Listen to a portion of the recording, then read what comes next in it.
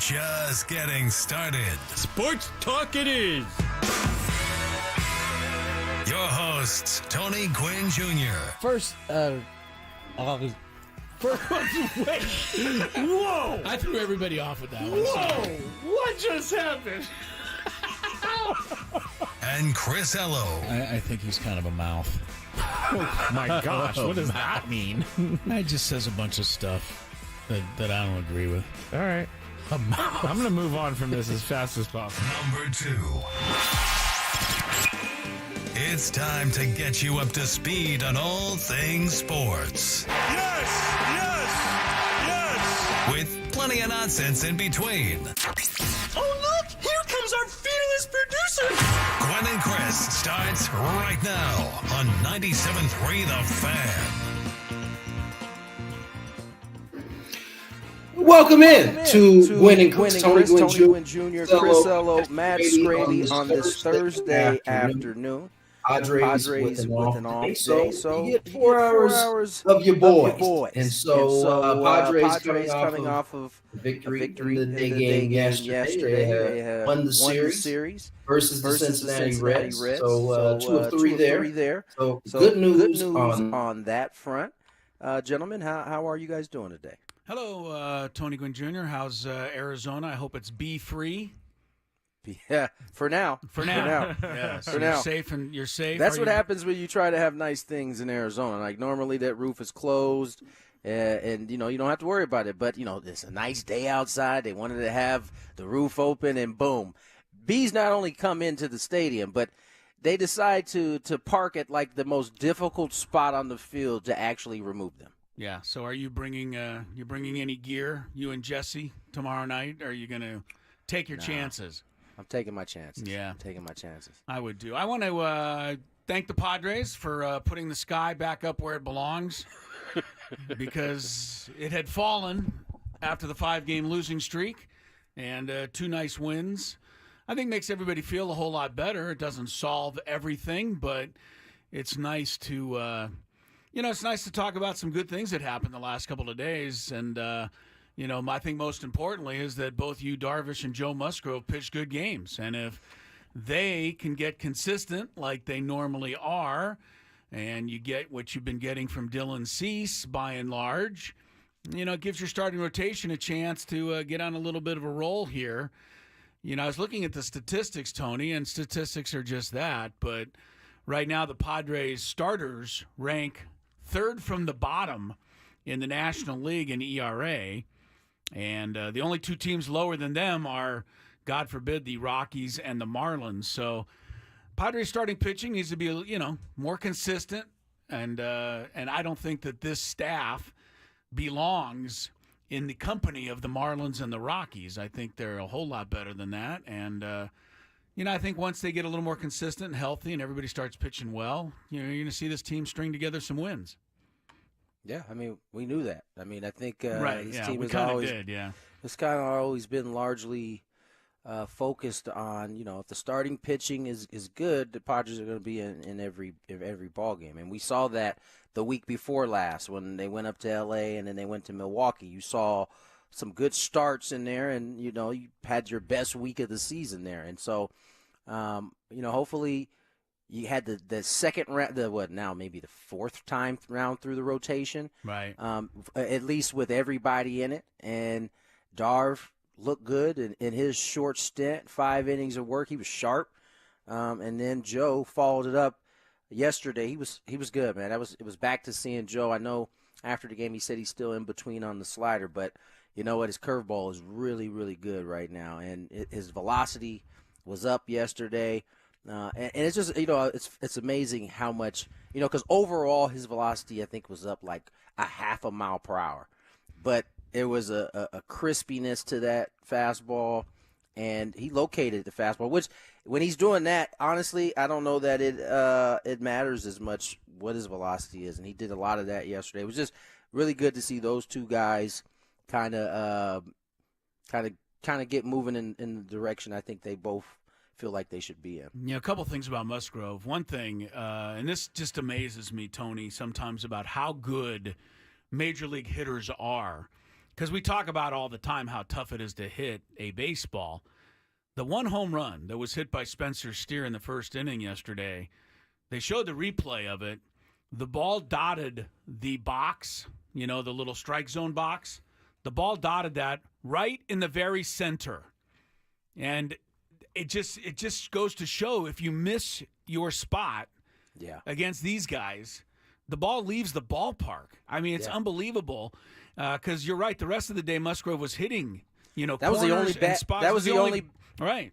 That was the only bad breaking ball he threw all game. Threw one bad breaking ball and left the ballpark. So that shows the kind of margin for error some of these starting pitchers have. But you're right. The rest of it, I think Joe could have even gone into the 7th inning. But Mike Shildt, wanted to leave it with a good taste and a good solid 6. And, obviously Jurickson Profar was heroic yesterday. Even Jay Cronenworth, who hit the grand slam, said, it started with Profar. And, 4 for 4 days, nothing to sneeze at. That is so tough. Not. So tough. And, you're playing with these shifts, and they've got the scouting. You got to get 4 line drives to fall in somewhere in the playing field. And he did that. I was only disappointed that in the bottom of the 8th inning, nobody got on base because he was 4th up that inning. I wanted to see him go for a 5 for 5 and be able to experience something your dad did 7 times during his career. Skraby and I looked that up yesterday. 3 times in the 1993 season. Yeah. It just goes to show how difficult 5 for 5 is. You got to get up 5 times. But Profar, he was great yesterday. And I thought, I sent you a text after the game. Just your comment on poor Graham Ashcraft, who barely even throws a changeup, tried to sneak a changeup by Profar because nothing else was getting him out. And you pointed that out beautifully as Profar knocked in 2 runs with a single. That's how good he is right now. Pitchers are trying stuff they don't even have in their repertoire to get him out. No, I think on his list of, I think it was like 5 pitches, he threw the changeup at like a 4% clip.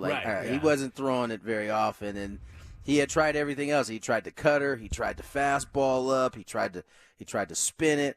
And my man he's just so dialed in right now, swinging the bat. It's actually fun to watch a hitter like that, like the way he's swinging it, where it's not necessarily power, trying to hit the ball out of the ballpark. He's just taking what the pitcher's giving. And when it's in the zone, his swing, his timing is just on point. It's a lot of fun to watch. He has pretty much hit wherever Mike Shildt has asked him to hit. I see you guys Skraby went and pulled some of these numbers in terms of the batting average. I mean, when he was hitting 6, he was 278 with a almost a 400 on base percentage. He slugged over 450. Batting 5th, he hit 314. Everywhere in the lineup, batting 4th, 286. Batting 3rd, 300, 417, 300. And then, obviously, leading off, he's just, the perfect leadoff hitter at this point.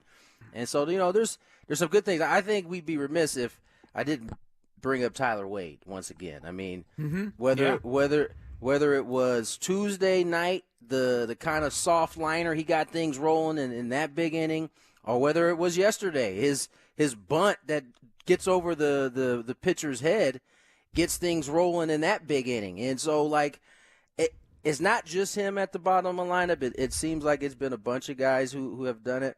But it goes back to what you started this conversation on. All that kind of stuff has mostly been happening offensively. But the pitching part, if that's not right, it won't necessarily matter. And in the last 2 games, the pitching part's been right. The bullpen has been right behind it. And you get 2 victories because of it. Yeah, and I understand the Padres catch a break to begin the Arizona series because they're going to scratch Zach Gallen from that game tomorrow night. Oh, wow. I don't know whether he'll be able to. B delay?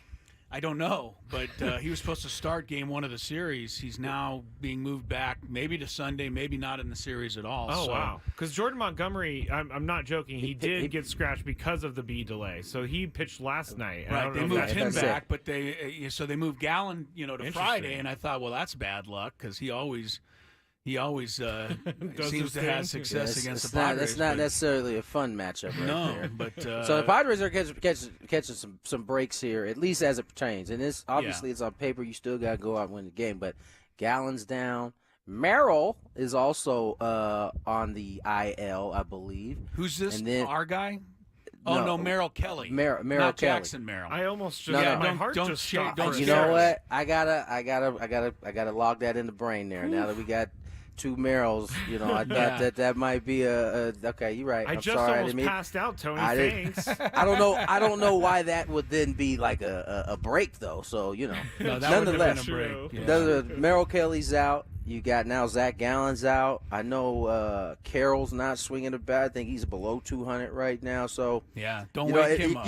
You're catching these guys maybe at the right time too, and that's part of all of this. Yeah, they're not playing well, and Padres got to make sure they get in and out of town without waking them up, and try to keep this going a little bit. Let's go back to. I'm just curious your thoughts on Mike's show. We've talked about it on all 3 talk shows for pretty much 2 straight days, and we went through it today on the roundtable, which you guys will all be able to hear later on in the 5 o'clock hour. But Mike Shildt's decision the other night to, take the run off the board, let Manny Machado try to eat with the bases loaded. And first of all, Tony, did you even know that Mike Shildt had a choice? And that's not because I don't know anybody who even knew that, including Mike Winters, who told us he'd never seen that happen in his entire 40 years of baseball umpiring. I actually, after I figured out what was going on, I actually did know that rule. I was in in the minor leagues, you kind of learn some of these. If you're searching, you can learn some of these type of rules. And I'm, Mike Winters will probably tell you if we ever have him on. I ask a lot of questions I've always been interested in a lot of those rules. So coming through the minor leagues, I used to ask those questions. I remember one of my coaches told me that, if there's a runner on, let's say catcher's interference, the ball gets in play, you have the choice to take the end result of that play, right? Or in this case, you could send the guy back and have the runner have it be the dead ball, just the catcher's interference, basically. Sure. And so I didn't initially, when it was happening on the field, obviously I didn't know what was happening, but we luckily had Mike Winters right there to be able to explain it in real time what was happening, and it was. So that answers your question. Did I know initially? I didn't figure. Once I figured out what's going on, yes, I did remember. Right. I knew that rule. Now, did you think that this was this a no-brainer for Mike Shildt to show faith in his player, or this was during the middle of this 5-game losing streak where they're struggling to score runs, taking a run off the board? Would you have considered that? It was clearly a no-brainer for Mike Shildt because he was out of the dugout, I think, before we even collected what the actual rule was happening at that point. He's like, hey, wait a minute, put them bases loaded. I want Manny up. And I know in real time it's like, huh? We're going to give that run back? Right. Who gives runs back? Yeah, I was Nobody gives runs it back. was a fireable offense in my eyes. Wow, Skraby was coming in hot. I'm sure Skraby felt that ready. way. And quite frankly, I'm sure there was a lot of people feeling that way. But I think there's so many more positives that come out of it if it goes right, especially for a team like the Pods, who had been struggling at that point. Your best hitter, the dude that everybody looks to, you basically just told him in front of everybody, "Listen, I believe you. Go ahead and get this done." Yeah. And he didn't waste no time. First pitch hacking, slashed that double, cleared the bases, and part of being a good manager is pushing the right buttons at the right time, and that clearly was pushing the buttons at the right time, and he was rewarded. And listen, he didn't look like he was stressed about it at all. He certainly made the call with it really fast. So it seemed like he had already he saw it happen. Once he realized it was catcher's interference, he knew the rule, and he didn't hesitate. Yeah, well, I think he had to do it, and because you got to show belief in your players, and he did. And a lot of managers say, I believe in my players. But they don't really get a chance to show that belief in their players during the course of a game. Mike Shildt had the chance, and he showed it, and I Here's like that. Here's the other thing. I've certainly played with guys that definitely, I don't know they would take offense to it, but the following day it'd have been like, "What, Skip? You didn't think I could have came through right there and unloaded the base?" And it might have been in a joking manner at the time, but that's something that's planted in the back of your mind. And so, I thought Mike, I thought he did the right thing there. No doubt about it. And the other thing that I really enjoyed, how many times do you and I and Skraby and the fans, we watch, let's say, an NFL football game, and we feel like a coach makes a decision not based on what's the best thing to do, but based on where he'll catch the least amount of flack if it doesn't work. Well, in that case, Mike Shildt would have taken the run because he would have caught the least amount of flack. But he was willing to put it out there. And, if Manny would have hit into a double play, Mike Shildt would have taken full responsibility for that. So, sure would have. He has proven to me, sticking up for Jerkson when he got tossed a couple weeks ago, he's proven to me that if he's got his players' backs 120%, and you want to go after one of the Padre players, you're going to have to go after Mike Shildt too. Yeah. He is clearly, to me, given his team that message here in April, and I think it's going to reward him and them as the season goes. His attention to detail, as we've discussed, even these type of things, he's just very dialed in and in tune with what's going on, what his team needs, right buttons to push. And so, when you get a good pitching like this, all of a sudden you look like a genius again. You look like you know what you're doing. Yes, that always happens. When you go to the bullpen and the guy comes in and strikes everyone out, you look like you're pretty smart. Exactly. All right, let's we're off and rolling today. Let's get to break. I'm not sure where we're going at this point. We got NBA. We got this series with the Diamondbacks coming up. Got a lot on our plate here for the next 3:45 as we move forward. More Gwynn and Chris on the way. Stay up to date with everything going on with the Padres with the free Odyssey app. You can receive push notifications for breaking news and listen to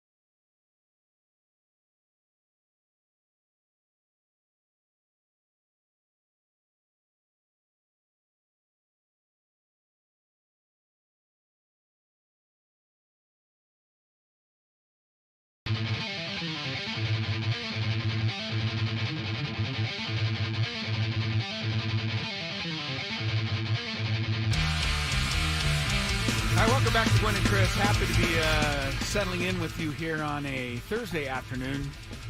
2:23 is the time. Tony Gwynn Jr. is in Arizona, Phoenix, with the Padres. They're getting set for a 3-game set against the Diamondbacks. It starts tomorrow night. If you missed it, Zach Gallen scratched from the start for Arizona. Always a problem. The milkman always seems to deliver against the Padres. He won't get that chance tomorrow night. Slade Ciccone, who I guess is one of their better prospects. Slade Ciccone? Yeah, he's going to be the starter for Arizona tomorrow night against Dylan Cease. Padres, of course, have Michael King on Saturday against Brandon Pfaadt. Pfaadt's, he's given the Padres some problems in the past, young right-hander. And then Sunday it'll be Mr. Waldron, who's pitched well for the Padres, finishing out the series against that always dangerous undecided for the Arizona Diamondbacks on Sunday's game. TBD. Huh? TBD. And then Tony and the gang will head to Chicago to face the Cubs next week. And then don't look now. When the Padres get back home a week from tomorrow, Dodgers. The Dodgers are coming in here. But we'll talk plenty of Padre baseball. Also a reminder, you can enjoy from 5 o'clock to 6 o'clock tonight. And if you missed it earlier, you'll want to make sure you catch our Padres Roundtable, recorded this morning at 10 a.m. with myself and Annie and Elston, and also Ben and Woods, all 5 of us talking Padre baseball, and a very good deep dive into the 5-game losing streak and now the 2-game win streak that has followed it and where the Padres go from here. So you Padre fans will definitely want to tune in. I want to remind you that you can find out what baseball is really like. Join a former Padre and MLB All-Star Brett Boone, his big league friends, on the podcast, the Boone Podcast. It's 3 days a week. Brett talks with Hall of Famers, fellow All-Stars, friends, to get their take on today's game, relive some of their great stories from when they played, Glavine, Smoltz, Griffey, the list goes on and on. Follow the Boone Podcast in the free Odyssey app or wherever you get your podcast, and we will talk baseball with AJ Cassavell of MLB.com shortly. But before all of that, the NBA playoffs continued last night. The Clippers are now on the doorstep after an embarrassing, really, I mean, I know Kawhi Leonard's not playing, but you lose by 30 at home in especially Game after just 5. getting that win at home, on the road, I mean. You win Game 4 there, and then you come home and you just get clocked. So the series goes back to Dallas with the Mavericks now ahead 3-2. This comes one day after the Lakers were eliminated, and I wanted to get Tony's thoughts on this. I wanted to revisit this. We played it yesterday, I think. Was it yesterday or the day before, Scrape? I think the day before. It was the call of the Denver Nuggets radio announcer at the end of the game, in which the Nuggets wrapped it up on the Jamal Murray shot. Now, he does mention, thankfully, he at least mentioned that Jamal Murray made the game-winning shot, but he really spent most of his time berating the officials and, in an extension, the Los Angeles Lakers as they headed off into the offseason. I wanted to get Tony's thoughts on this because it made me angry, and I'm not even a Laker fan. Yeah. Oh, I was supposed to play. No, go ahead. That was my cue. High right side is Jamal Murray. 9 on the shot clock. Denver looking for a game winner. Murray has it on the high right side. High pick from Jokic. Murray, jumper from 8. Got it again! 3.6 seconds left for the Lakers. LeBron over to Prince. Jumper's no good at the horn. And the LA Lakers can take that L on the way out, along with that whistle. Denver takes care of La La Land for the second game in a row. Might be the best win I've ever seen. The Los Angeles Lakers and their free throws can go back to La La Land. All right, so there you have it. I really can't believe that a professional broadcaster at the NBA level would use those phrases and that terminology on a series-clinching win, but he did. First of all, I'll start by saying, obviously, I have a little bias here. Yes, you do. My and that's team why was on the other hand. That's why we went to you here. But this game was going on during one of the losses, I think, for the Padres. Padre game, right? yeah. It was Monday night. So. It was Monday night. So the game is, still going when I get into my car. So I have to listen to basically the last maybe 6 minutes of this game in my car. And that was very light compared to this guy during the actual clutch time of the game. This dude was almost as – he wasn't almost. He was basically saying during the broadcast that the refs were throwing the game and that – this is – and I was like my jaw was literally – my mouth was like wide open because I couldn't believe like some of the stuff. Like I know there's homers out there. Listen, the Celtics group for a long time, they had some homers, right? I understand that. But this guy, it wasn't just – the referees he was on. Anything that went the Lakers' way, he was like basically saying the refs were cheating and that they were throwing the game. So that part right there was actually mild compared to what had happened the last 5 minutes of that game. Yeah, it really deserves criticism because first of all, let's just take it from the Denver side. You're the Nuggets, you're the fan of the Nuggets, you're the owner of the Nuggets.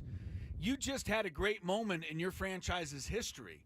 Jamal Murray hits a game-winning shot to eliminate the Lakers for the second year in a row, and you don't pay any credit to that at all. You don't have there's nothing at all about the greatness of what just happened for Denver.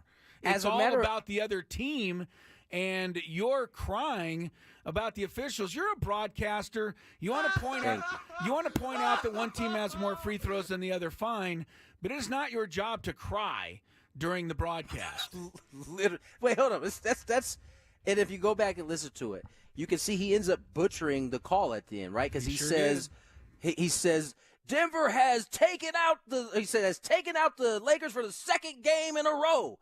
They just lost to the Lakers the previous game in Los Angeles. So, which is how we got back to He meant to the Denver. second year in a row, but he was so busy whining and crying that he even messed up his own complaint.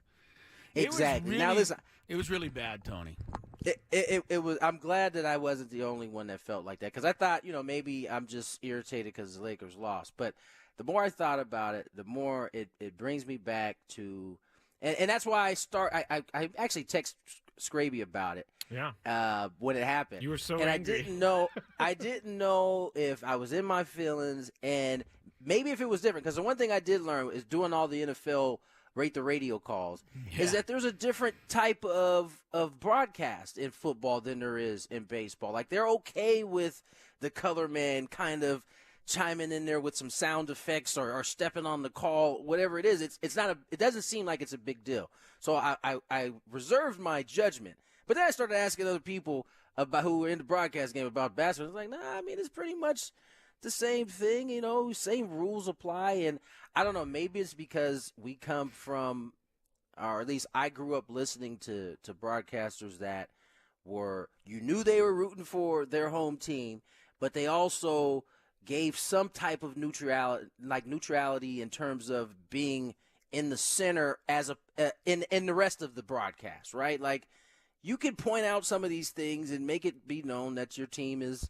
not getting the benefit of the whistle. But the way he was doing it was like he was crying on the air. And I kind of enjoyed it. No, you didn't. You honestly didn't enjoy it. I got to tell you, I believe the guy's name is Jason Kosmicki. Yes. Honestly, you're an embarrassment, Jason. I think they're rallying behind this. You embarrassed yourself. You embarrassed your franchise, frankly, and you didn't pay enough credit to what your own team accomplished by winning in a thrilling moment on another great shot by Jamal Murray to advance the Nuggets on. You almost forget that he made a shot at the end because of all. I know. Maybe it's just they hate the Lakers that much, and that's what they want in terms of that fan base. What tells me that they're not embarrassed by this is the posting on social media, the pin tweeting at the top of their Twitter page. Yes, they wanted everybody to hear this. They want people to know about this. That's right. They wanted everybody to hear this. So, you know what? Denver, good for you, but you guys are very, very minor league. I mean, that's I a hope y'all minor get league swept call. The next, I can't. It's just I can't. I'm gonna actually listen to some of his calls now, moving forward, to see if he cry like this with everybody Well, I else. sure hope that Anthony Edwards stuffs them in the next round. Oh. Me too. Let him deal with I hope that. the Jokic brothers come after you, though, Chris. I'll say one thing. I know that Jokic or Murray or Michael Malone has never complained about a call before. So, they've got that going. Right. I mean, it's a bunch of hogwash is what it is. Jokic does the two-hand plead when Yes, he he comes does. to the ref. Oh, That's it's a foul. He does. He's a pleader. He's a And two-hand pleader. He's a two-hand pleader. He's a two-hand pleader. And if you want, We got a pleader. Look, if you want to say that the Lakers got more free throws than Denver, that's accurate. That's stating a fact. Nobody's going to argue with that. But let's go back through every game that Denver played in the postseason last year and make sure that they didn't get more free throws than somebody else in one of those games, in which the refs might have been cheating for them. It's so ludicrous. And you know what? The storyline is so old.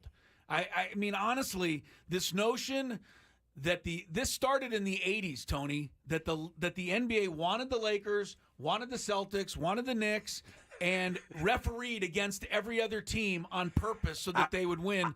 This is 40 years old. We've been hearing about it for that long, and guess what? All these other teams have won NBA championships in the interim. I was gonna say, can we please get back to that again so that the Lakers can get back to some more finals like soon? I would appreciate it. Thank you. All right, we'll take a break. More Gwynn and Chris. A good one today underway on 97.3 The Fan. All right, you.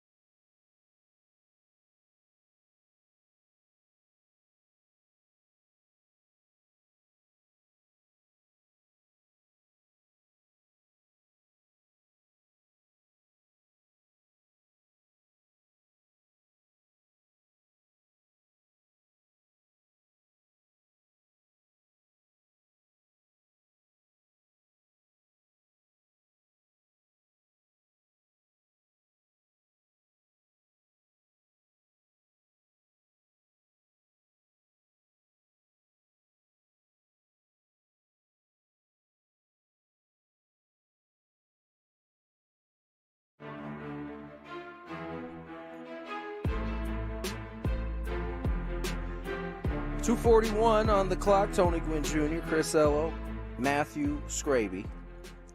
We're with you, till actually 5 o'clock. I lied. I know you want us for that extra hour, but we've got something. I don't know if it's better, but it certainly will have your ears perked up. It's becoming a hit around town. Oh, is it? Yeah, the roundtable get many compliments about it. How about that? The roundtable. They like it, Tony. On the rise. We'll have that roundtable for you at 5 o'clock. So you only have to put up with us three until till 5 o'clock. All right. That being said, AJ Cassavell, who had been away for good reason for a while, joins us here on Gwynn and Chris. AJ, first, how are you? Are you on this trip? And how is your sleep patterns going right now? To answer those questions in order, I am doing great, as well as I've ever done. I'm extremely happy to be a dad, and it's been awesome. I am not on the trip. I'm going back on one more week of paternity leave starting tomorrow. Okay. So I've got a few days off where I get to hang out on the couch and watch Padres baseball with my son.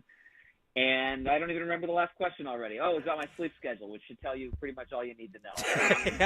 I was just. But you know what? Like the lack of sleep, I'm a big fan of sleep. I think we all are. And I kind of wondered how this would all go. And you know what? It's fine. It's for a good reason. I don't like if I'm waking up in the middle of the night for my son. That's I guess the best reason possible. I gotta tell you guys who don't get to see AJ as often as I do. I don't know if men glow, but this man is glowing. He is smiles from ear to ear being a new dad. So congratulations on that, AJ. Thank you. And a good thing. Thank you. Really appreciate it. Yeah, and a good thing that you're in journalism, AJ, because Manny Machado went on paternity leave, and it wasn't as lengthy as yours is. So I think you've lucked out in that regard. Jobs. We have different jobs. I think my replacement level writer, like we have other people who can fill in admirably. I'm not sure the Padres necessarily do for Manny Machado at third base. The replacement level writer that can come in. All right. Well, AJ, congrats from all of us, certainly, and enjoy fatherhood. This Padre ball club, these two wins, I don't know that they covered up a lot of ills, but they sure made everybody feel a lot better heading into this road trip. When you look at the first 34 games, what stands out to you as being something really good and something that you're really concerned about? Yeah, and just to be clear, I was calling myself the replacement level writer. The guys that okay. I think we had it.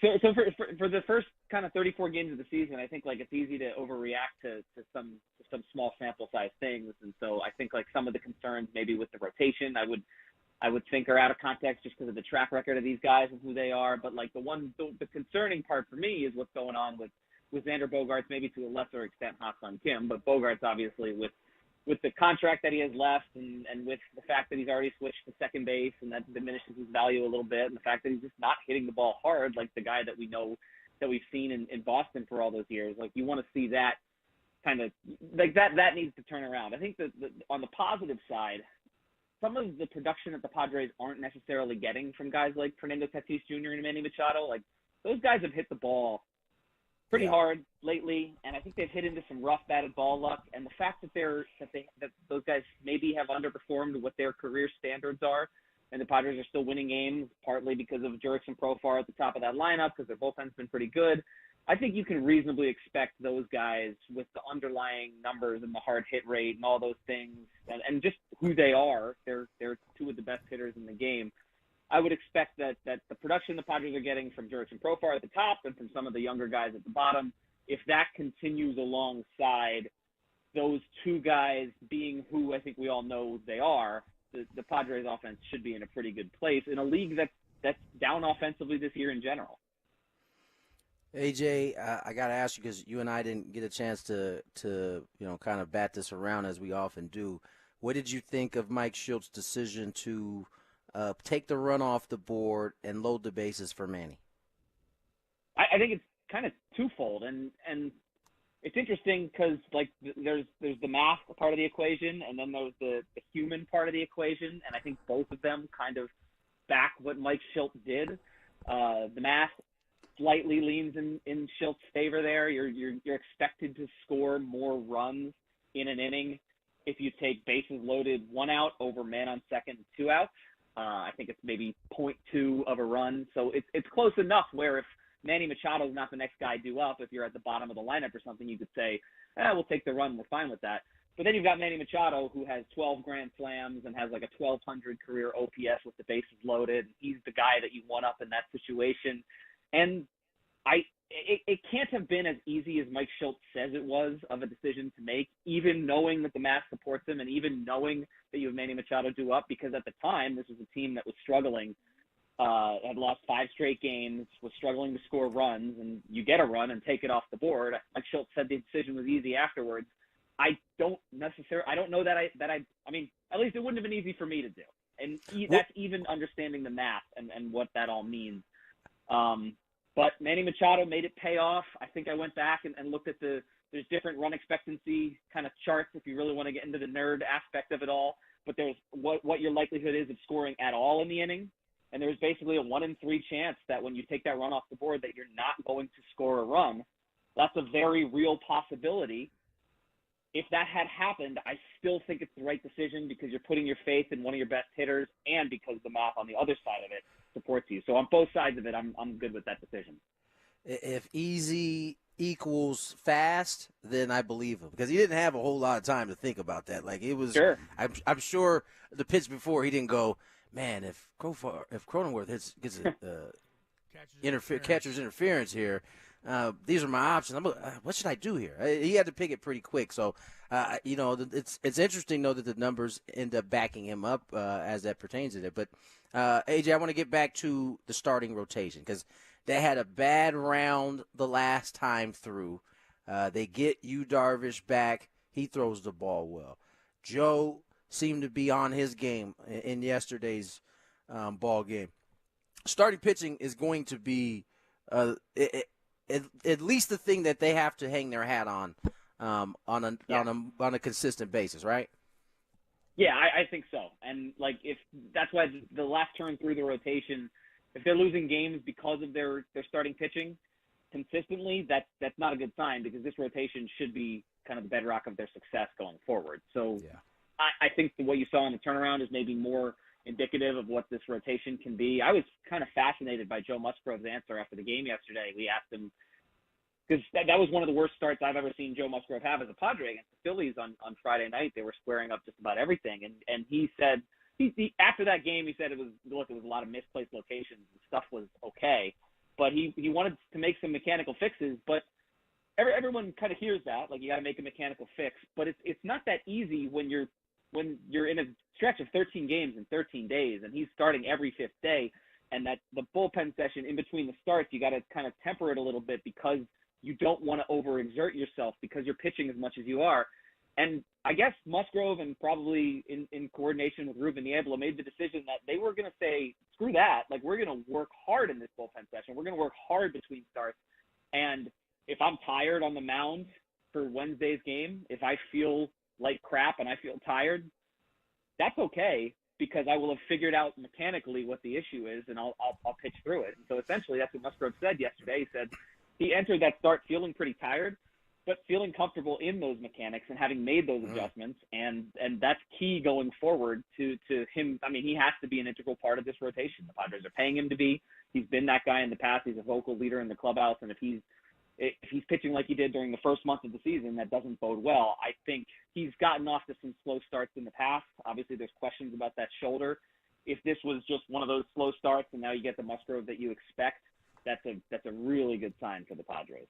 A lot of times we talk about the manager having to think, beyond the game that he's in. This is an instance where a player is having to think beyond this one particular start, looking ahead, as AJ said, to try to get himself right so he can be consistent for a longer period of time. Yeah, and that's the way Joe Musgrove views it. And I don't know that he's figured everything out. He might get out there in his next start and kind of revert back to the guy from the first month, but it looked yesterday like what we've come to expect from Joe Musgrove in San Diego. The new dad, AJ Cassavell, MLB.com, is our guest here on Gwynn and Chris. AJ, with Manny going back to third base, or at least for, the better part of it now, you're going to see him at third base. The DH slot is kind of something that needs to be filled. You wrote about Graham Pauley today on MLB.com. People can go there and read your story. To me, this kid is really scuffling. The average is 125. He hasn't drawn a walk yet. 4 for 32. He's struggling to, play one day, not play another day. Is he going to be best served staying here and playing part-time, or do they have to think about, getting him back to a full-time basis at AAA? And I guess the bigger question is, what are they going to do at DH? Are we going to see Donovan Solano, do you think, soon, or where do they go here?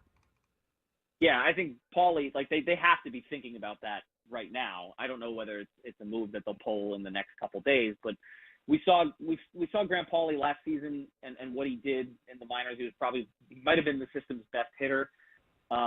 He has played every day, pretty much every season. He did it in college. He did it in his first pro season. He did it last year in his first full pro season. It is a hard adjustment for a guy who has played every day his entire life to start coming off the bench, playing sporadically, pinch hitting, DHing. It's an adjustment, and I talked to him about that yesterday, and he's a positive guy. He's excited to kind of learn about making that adjustment, and he wants to do it in the big leagues because he wants to kind of soak in big league baseball. He wants to help the Padres win. That's the mindset I would want to have. I would want a player to have if I'm the Padres. That being said, the Padres need to look big picture and think if this is a guy that can really help us in the future, because we really like the outlook of what his bat is, but it's not quite ready, which at times so far this season it's looked not quite ready for the big leagues. Like, what is the best avenue for that? And so if I had to guess, and I don't know what is coming in the next few days, but with Machado at third base, maybe you can get him a few more regular at bats. Maybe you can give him a chance to find that rhythm that he talked about. But if it doesn't come, then you got to start looking at your other options. And I also think there's a ton of benefit to using that DH spot. They've ridden their regulars pretty hard defensively this season. So if you can use that DH spot to give, Tatis a day, Kim a day, Cronenworth a day, where they're hitting, but they're not necessarily playing the field and they're not on their feet the whole time. There's value in that. And with Manny Machado back at third base, there's also value in giving him a couple DH days here and there because he's coming off that injury, he's coming off that surgery. So different ways to look at the DH spot. I think Donovan Solano could be in that mix soon. I don't know exactly when. But right now, in an ideal world, I think Graham Pauley starts raking, and he's that guy. But it just doesn't look like it's quite there yet for him at the big league level. AJ, as always, man, we're going to let you slide off and get back to your baby boy. I know you're excited to do that, and hopefully catch you on the next road trip. I'll see you when we get back home, actually. We'll do this again. All right. Looking forward to it, Thanks guys. so much, Thanks for having me on. AJ. Good to be back. Very good. AJ Cassavell, MLB.com, covers the Padres.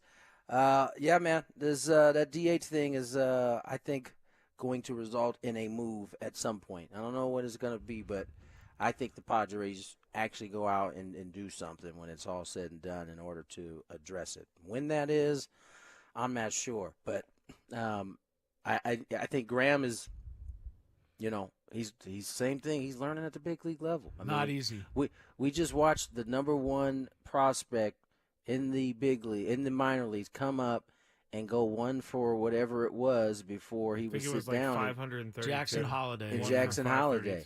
Yeah. And so, that's Yeah, Wyatt Langford's the other big one for Texas. He has one home run this year, and that was inside. It was inside the Parker. Yeah, I mean, he hit one out, and he hit 6 in spring training. So the big leagues is real. It's real. There's very few Tatises of the world that just come up and just kill it. It just doesn't happen. No matter, even if you're the number one prospect, it's different for everybody. So we'll see how it rolls. We got more Gwynn and Chris coming your way. A little daily Gambit on the other side. We'll see where the bets be like.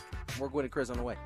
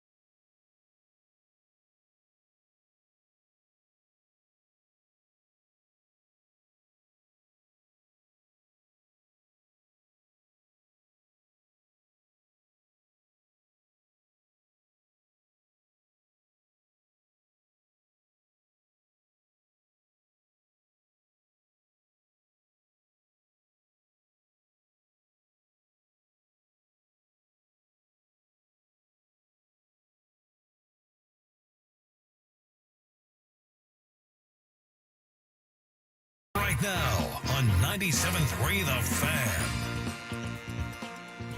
And welcome back in to Gwynn and Chris. 3:01 is the time. Chris Ello, Tony Gwynn Jr. in Phoenix, Arizona with the Padres. They start a 3-game series against the D-backs tomorrow.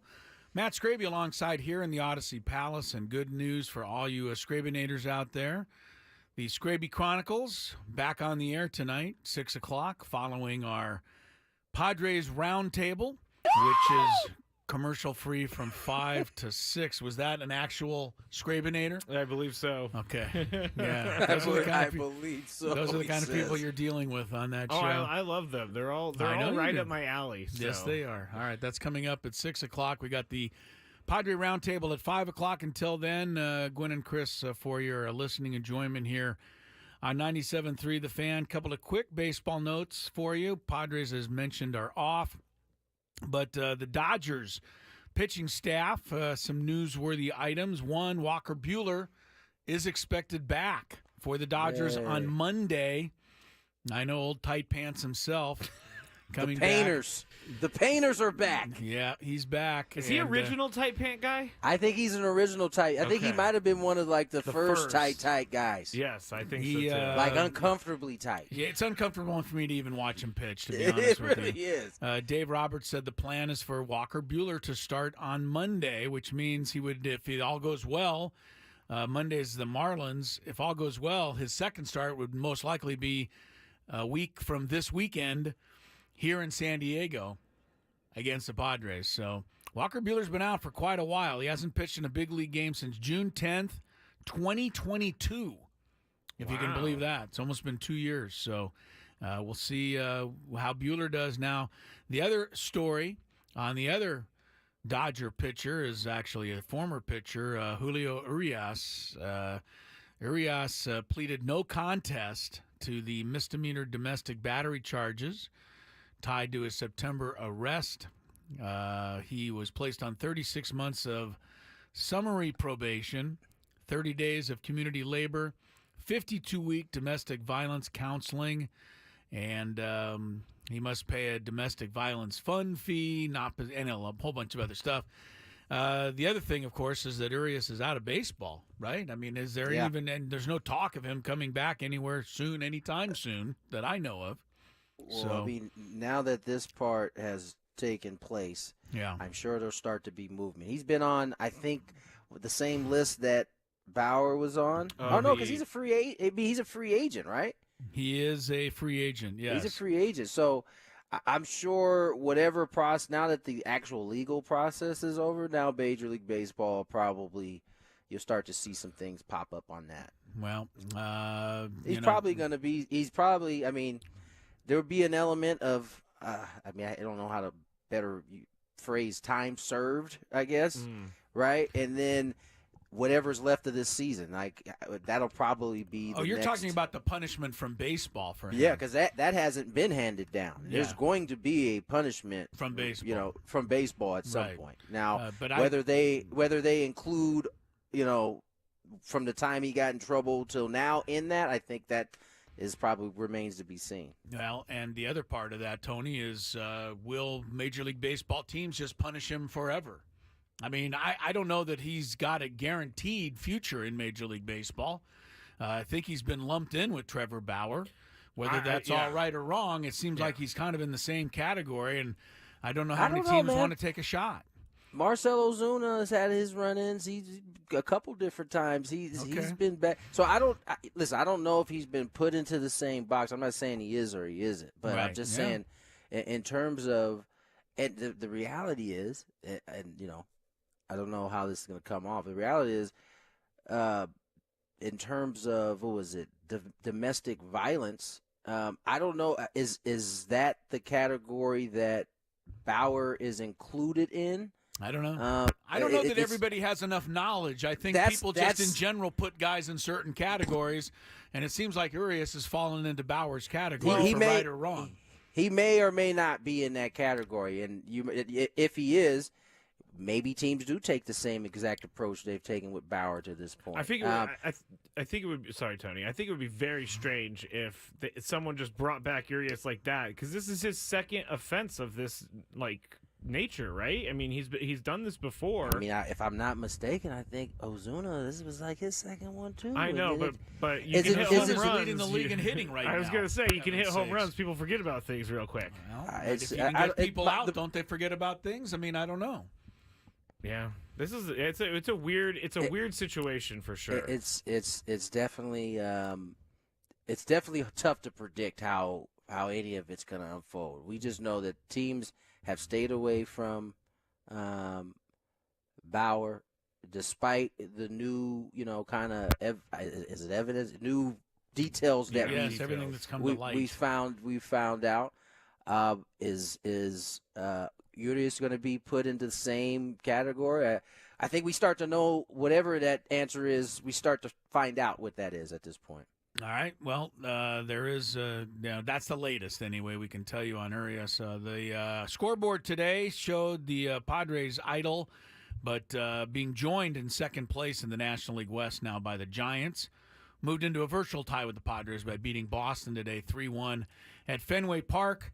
The highlight there was that just about to say. Mike Yastrzemski, the grandson of the great Carl Yastrzemski, the Red Sox hero, homered into the Red Sox bullpen today at Fenway Park. Oh, did he really? Yep. Yeah. And I think did you just say this? Sorry, if his grandfather came out and met him before the game? Yes, yeah. Carl came out and met with him today, and Mike produced a home run. So that was on the scoreboard today. The Padres also moved further ahead of the last place Rockies, who completed a 3-game sweep loss at the hands of the Marlins.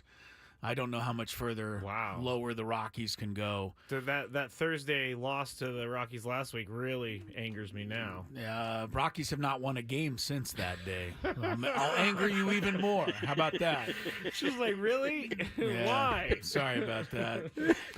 All right.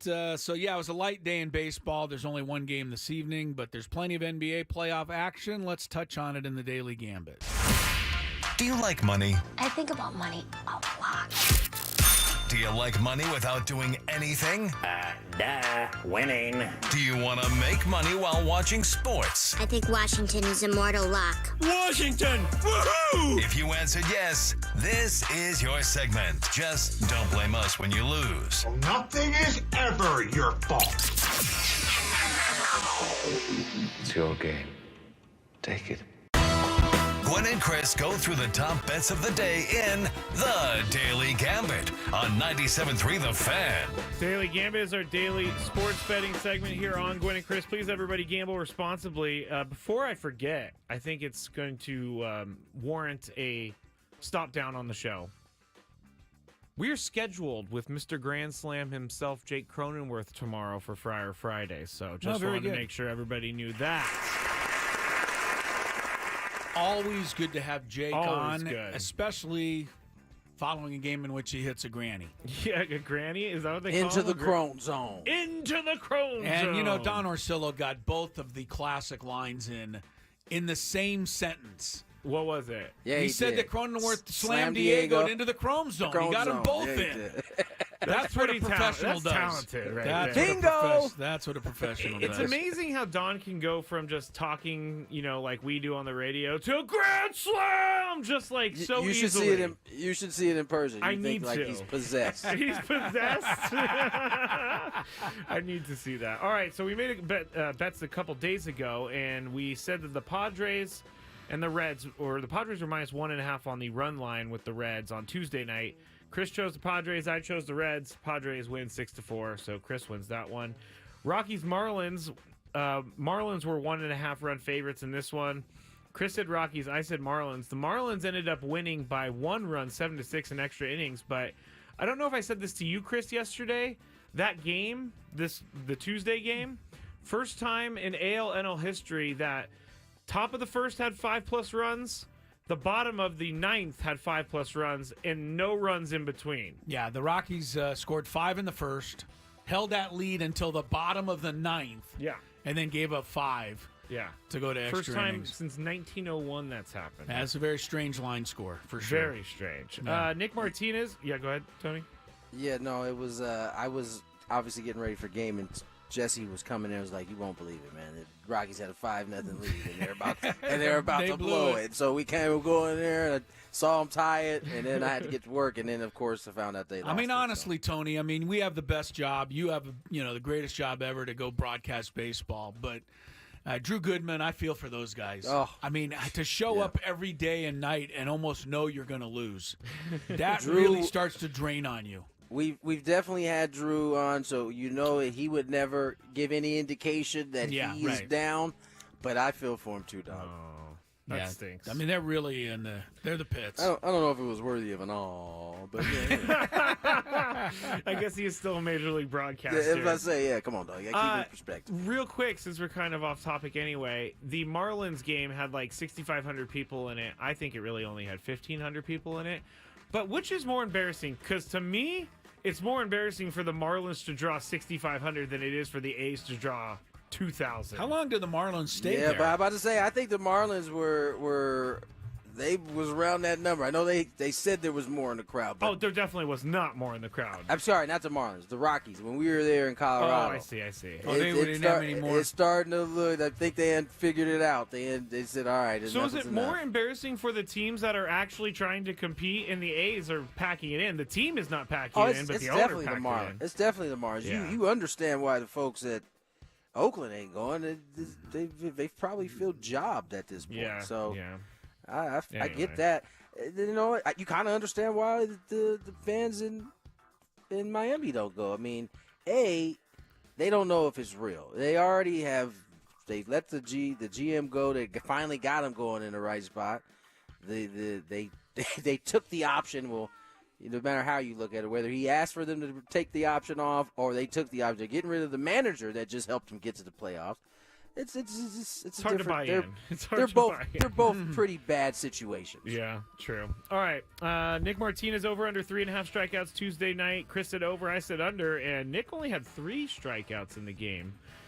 Yankees Orioles over under 9 runs. We both went over, Chris. We were wrong. It was 4-2. Okay. The Orioles won that one. Right. Cleveland Cavaliers, 5-point favorites over the Orlando Magic. We both took Cleveland. We were both wrong because the Cleveland Cavaliers did win, but they only won by 104-103.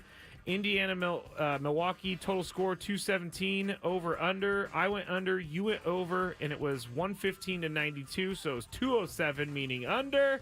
And finally, the Maple Leafs, -1.5 on the puck line. You chose the Bruins. I chose the Leaves. The Leaves won 2-1, but they did not cover for me. All right, so we both struggled our way through that one. We'll have today's picks coming up shortly. I don't want to extend our segment too much longer here, Skraby, as we come up on the traffic break. What is this new Chris we're dealing with? Well, I was called in on the carpet today by my producer, who told me if I don't start reading the copy on my sheet, he is going to start putting me in the corner with a dunce cap. I told Chris, I was like, they still make those things? I don't know, but Skraby's trying to fashion one right now. I was like, Chris, please, I'm going to start playing Sounders if you don't read things. And so I was going to start playing this. He's upset with me. He's upset with me today, so I'm trying to turn over a new leaf. He's doing a good job, as it were. Chris, thank you. You're welcome. Don't get too used to it, but I'm going to see what I can do today.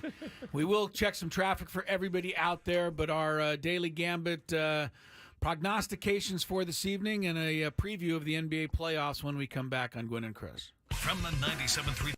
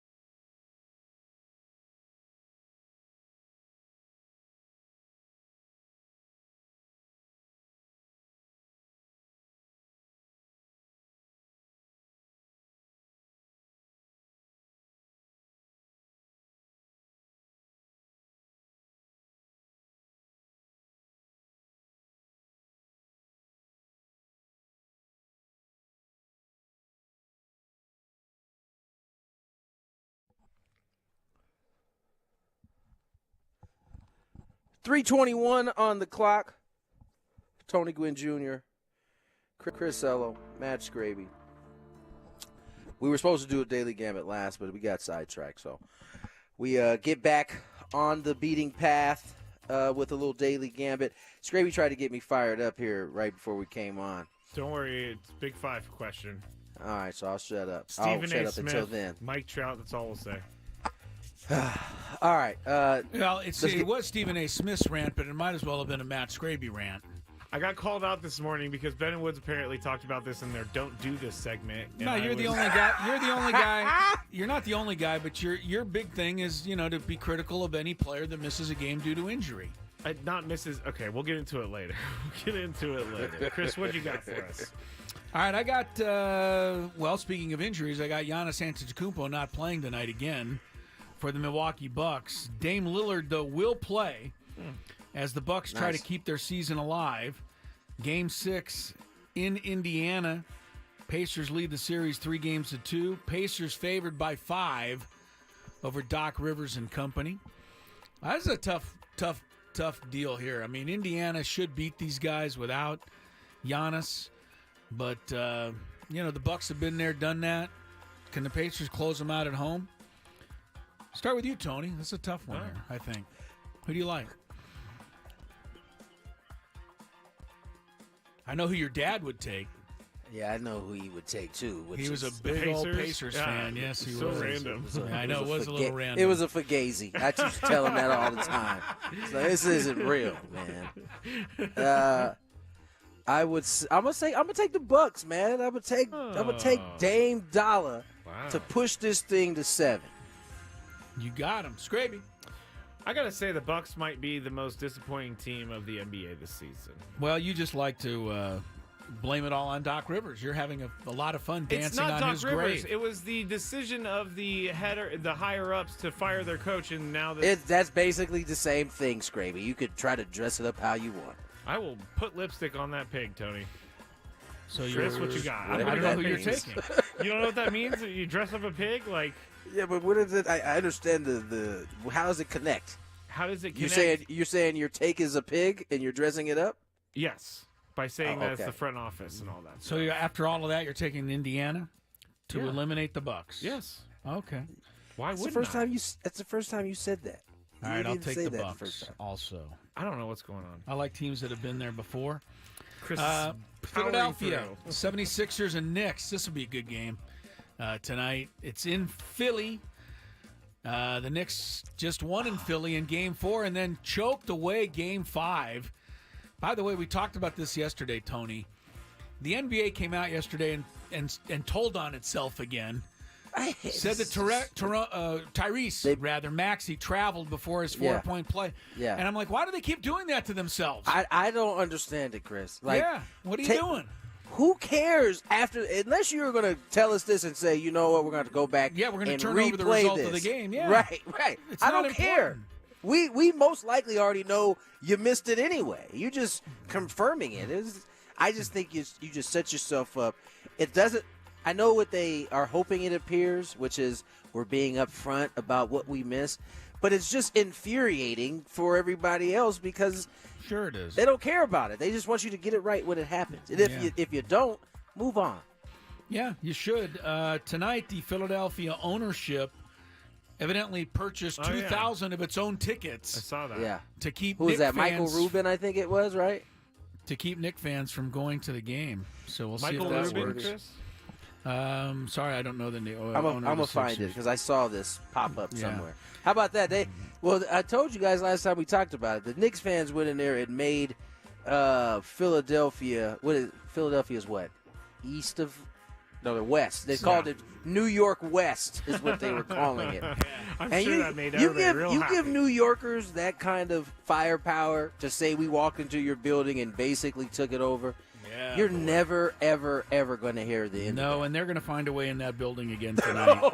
Believe it. Believe it. All right, who you got, Skraby? Philly is favored by 3 to save its season. Knicks are trying to eliminate the Sixers and move on. I'm going to go with the Knicks. Knicks plus the 3. Yeah. All right, I'm also going to go with the Knicks. Tony, I think they're just a little better than Philadelphia. And no matter how many tickets they buy, they can't keep Jalen Brunson from showing up at the game. So No, they can't do it. no. Who do you like here? Embiid or the Knicks? I like this going to 7. All right, you're going to go Philly there. I want Game 7s. I like Game 7s. I like Game 7s also. I just think the Knicks are going to do it. Who's going to score more points tonight? I'm first. Will it be Embiid or will it be Brunson? I think that's a tough one. Brunson has the ball for the entire game. And he's really good. And but Embiid can put up a 50 burger on you too. He can give you 50 pieces of it too. So this is one of those ones. It's a coin flip. I picked the Knicks, so I'll take Brunson. Tony, who scores more? I think it's Embiid tonight. You're gonna go with Embiid tonight. Okay. I think it's Embiid too. You think it's Embiid also? Every time I look, it seems like that guy's scoring 40 points somehow. Embiid moves like he looks like he's 85, but he does. And sometimes when it's a dead ball, he moves like he's but as soon as that whistle blows, he is like you can't do nothing with that force. He does. He lumbers He on the court. Yeah, he lumbers all over the place. Yeah, he does. And I told Tony the other day there was another athlete that I remember who was very much like that, who seemed to walk like their feet hurt. Shaq? And then once the bell went, they went full force. I forget who you said. I said Tony's dad. Oh. Your dad used to hobble around, and then, boy, he could take off when he had to. Real quick, I finished that thought. Chris brought up the tickets being bought, 2,000 tickets by, it was Michael Rubin. Apparently, he's going to give them to first responders, healthcare professionals, other local Philadelphia-based organizations. And they're going to sell them to the Knicks fans that come to the game outside the arena. See, the cool part about it is they can track all that. So, I'm sure there's a way they're you get this ticket, but your rear end better be in it. Yeah, good point. For sure. We go on to the NHL tonight. Elimination games are always my favorite. This is a Game 6, though. Boston Bruins favored by 1.5 goals over the Toronto Maple Leafs. Skraby likes to call them. Thank you very much. Game is in Toronto. Boston leads the series 3-2, Tony. Bruins are favored by 1.5 goals. I've been getting my fair share of playoff hockey with Jesse and Don. Matter of fact, Don asked me yesterday, he said, you guys cover any hockey? And my answer was, yes, Chris covers a ton of hockey, and I just kind of go along for the ride. But, yeah, we definitely cover some hockey. Chris loves hockey. And we kind of got into, doing the goals. Because he kind of was in the same business on the East Coast. So, yes, and his life turned out a whole lot better than mine did, but that's for another day. That's not why I brought it up, by the way. Did you just ding a bell? No. For that? Never. I never did that. What a jerk. Never did that. You wouldn't be sitting, you could be either in an NHL booth or sitting here with me every day, Chris. I think you know that you want to sit here with me Rather every be sitting day. with Tony at the stadium calling the game. True. Sitting here with you. I'll take the Bruins. Go with Boston to clinch tonight. All right. Skraby? Matt on the chat says that the Athletic went through and explained why Leafs is grammatically correct. Maple Leafs is bad grammar. Don't care, Matt. I'm going to take my Leafs. You're taking Toronto. I'm going to take my Leafs. Nice work, Matt. Thank you, Matt. I picked against Toronto in the last game because their star player, Austin Matthews, was out, but they won anyway. I don't think they'll win again. Boston should eliminate them this evening. I'll take the Bruins. One baseball game tonight is all. It is the Cleveland Guardians and the Houston Astros.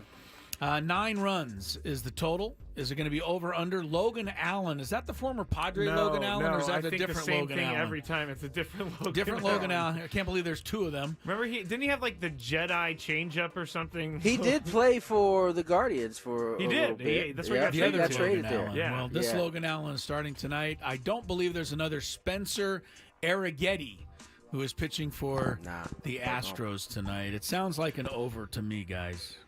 So I'll go over. Is Spencer Arrighetti Josh Hader's alter ego that pitches more than 1 inning? What does that mean? He pitched 2 innings last night. Josh Hader did? He did. Well, you know what? I told you they were getting the best version of him. Are you ever going to let that go, you think? Yeah. I don't think Yeah, you are. you should. After the year. After the year. You got a closer that does that kind of thing. Be So happy with what we have. Yeah. I am happy with Josh Robert Hader Suarez. made way for Robert Suarez. I mean, the guy, Robert Suarez is so good. He's thrown nothing but strays. You over here shooting strays at Josh, man. Let that man be.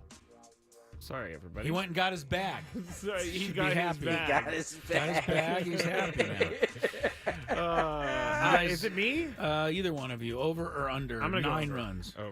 Over. We both went over. Tony, put me in the over category as well. We're all going over. All right, there we go. Ooh. Picks for tonight. Back to you, Mr. Gwynn. All right, Junior. let's get to break. Okay. When we return, Skraby, where we going? You see me scrambling to try to figure it out. Some celebrity gossip in 30 Miles Oh, Or celebrity one of our sports new favorite gossip. segments. Very good. yes, indeed. Let's get to it. More. Did you guys, by the way, see LeBron James and his interaction with the Denver Nugget fan the other night? I did. All right, we'll touch on that. Oh, wow. Okay. I want to say thank you to the people of San Diego, the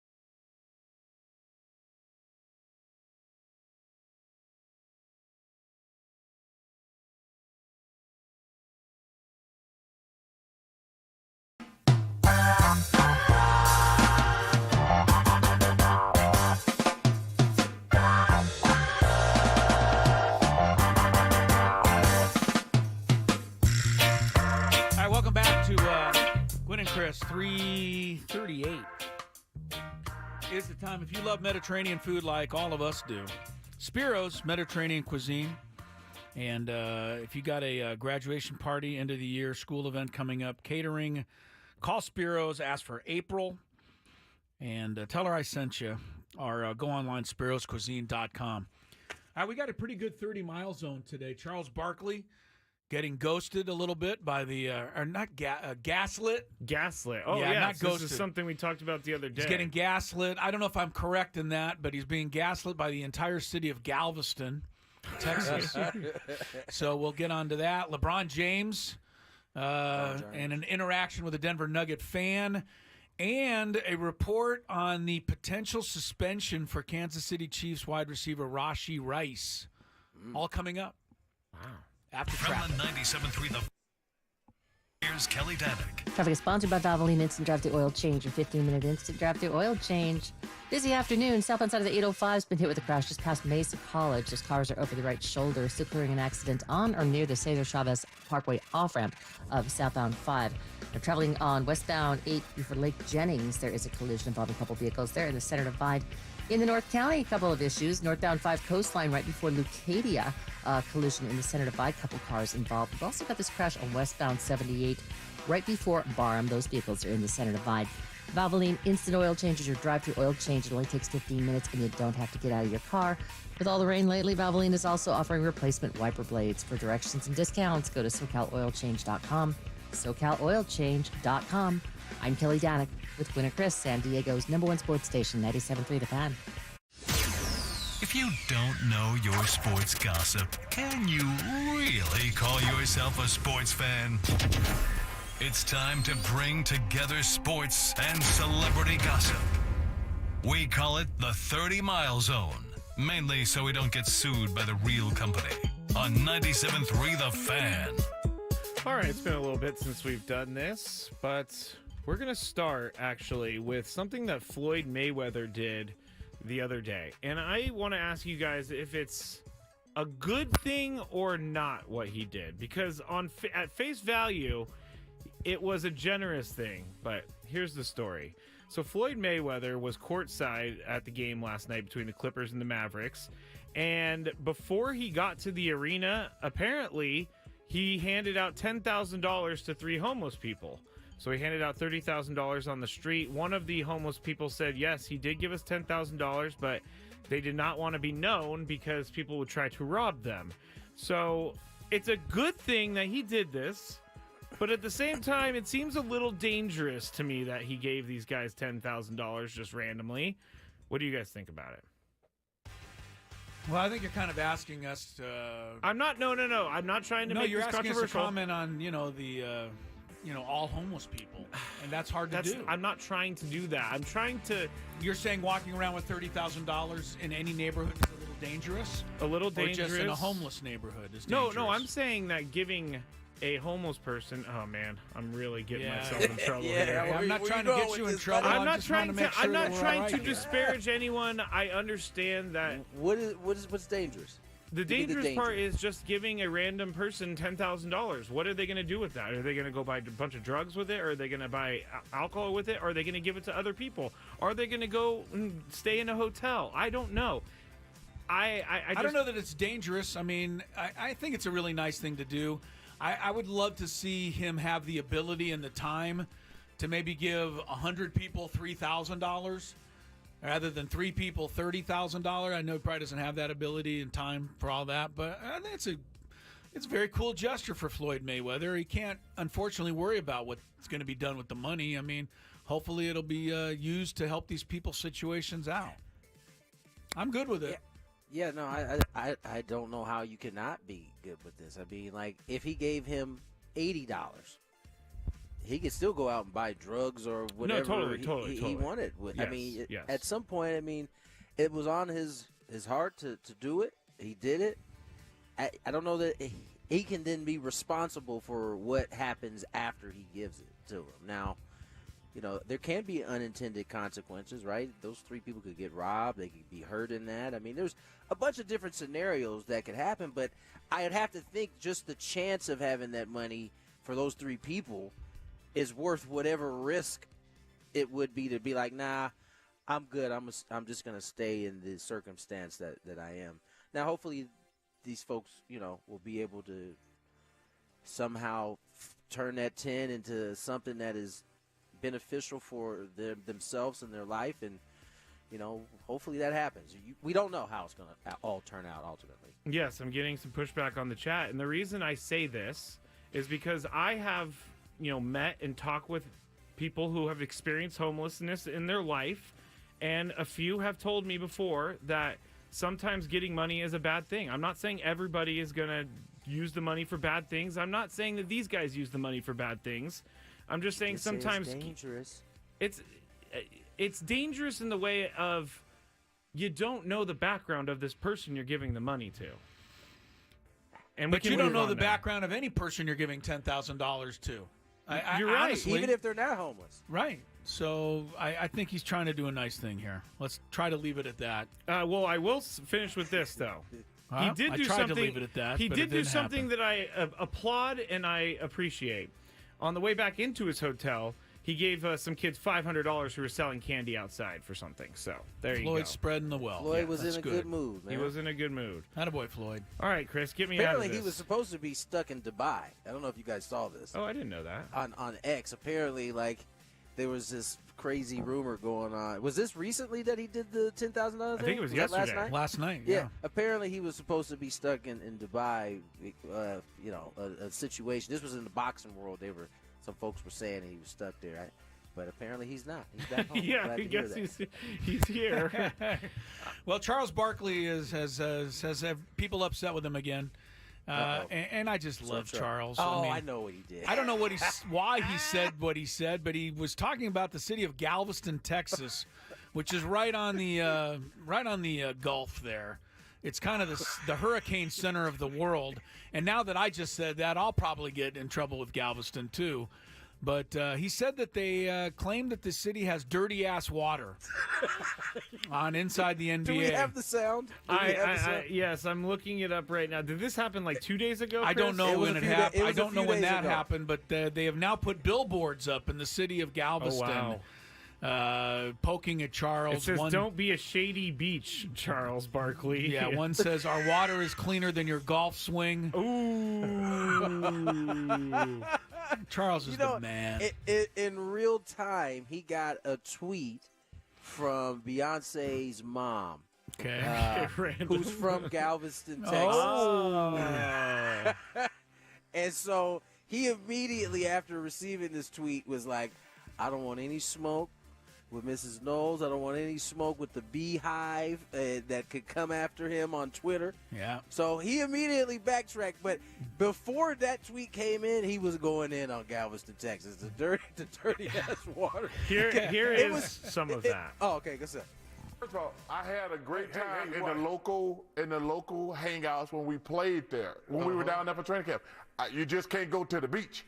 I want to say that everybody was great to me in Galveston, but your beach was dirty as hell. Did you rent a bike? Did you actually rent a bike and go? No, I walked around. Hey, I remember that spot was awesome. I went to that spot pretty much every night actually, but the beach was still dirty as hell. Oh my goodness! So there you go. He would later say, I forget who got eliminated that night or who played poorly. And he was like, we not even sending them to Cancun. We sending them to Galveston, Texas with the dirty beach water is what he was going on. He's must-see TV still. He's had a couple things that are floating around social media. Him in Texas is not, they don't, I mean, was it San Antonio he talk about all the time? Didn't he play now in Galveston Houston catches for a little strays. bit? Right? Of course, yeah. He did? He was a rocket. All right. Next story. Now, this is a serious story, but Brittany Griner, she has spoken about her experience in Russia, and she went way into it in a news interview. And she said that during the time that she was there, I wanted to take my life. This is a quote. I wanted to take my life more than once in the first few weeks. I felt like leaving here so badly. Then she thought that she wasn't going to be released. Basically, if you want to see this interview, you should definitely go look at it. It just sounds like a horrible time for her. She also said about leaving the marijuana cartridges in her luggage is just something that she, it slipped her mind, and it was her mistake. That was the fascinating part, listen, because quite frankly, when it was when it was happening or when she was locked up, that thought crossed my mind. Like, I wonder. I hope she makes it back. Forget the conditions, just her own mental health. Yeah, it had to be the lowest of lows. I can't even imagine. But the other part that I found interesting listening to that was she called it the lapse in judgment in that particular time. It was she basically, how I heard that was, that cannabis pen that she had. She typically knows it's in there. She takes it out, does what she needs to do with it, so it's not she's not in a position where this could happen. And probably the one place you 100% want to make sure you got your I's dotted and your T's crossed is Russia. And she forgot, and it almost cost her, a whole lot more time than she actually ended up being. Yeah, but it cost her way more than it ever should have. Nobody should no ever doubt. have to go No through doubt. what she did.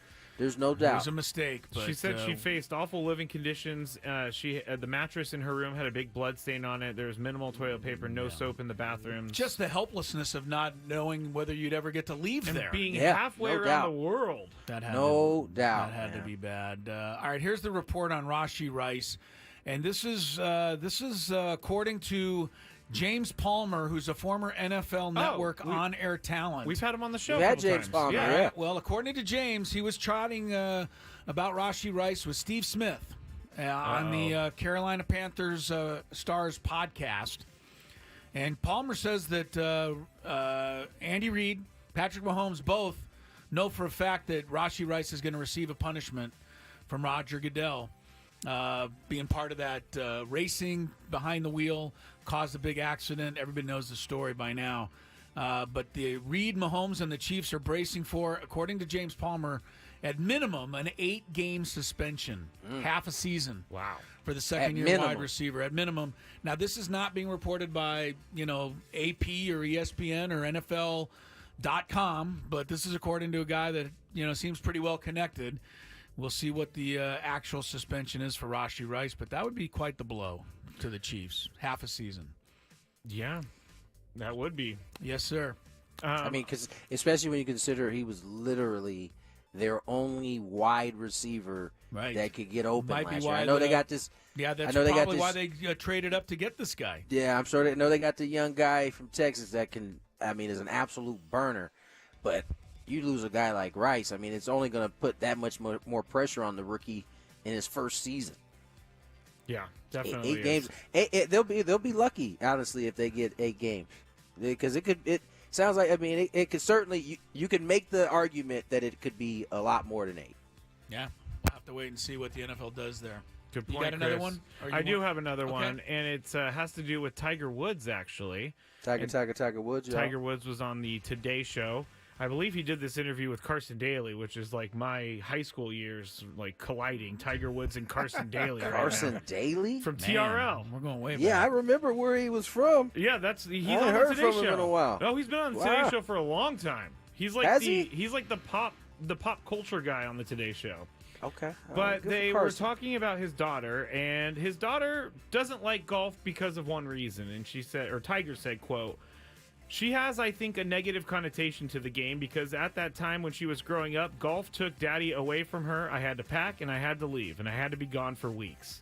So I can understand that." Charlie, on the other hand, does not hate golf. He loves golf very much.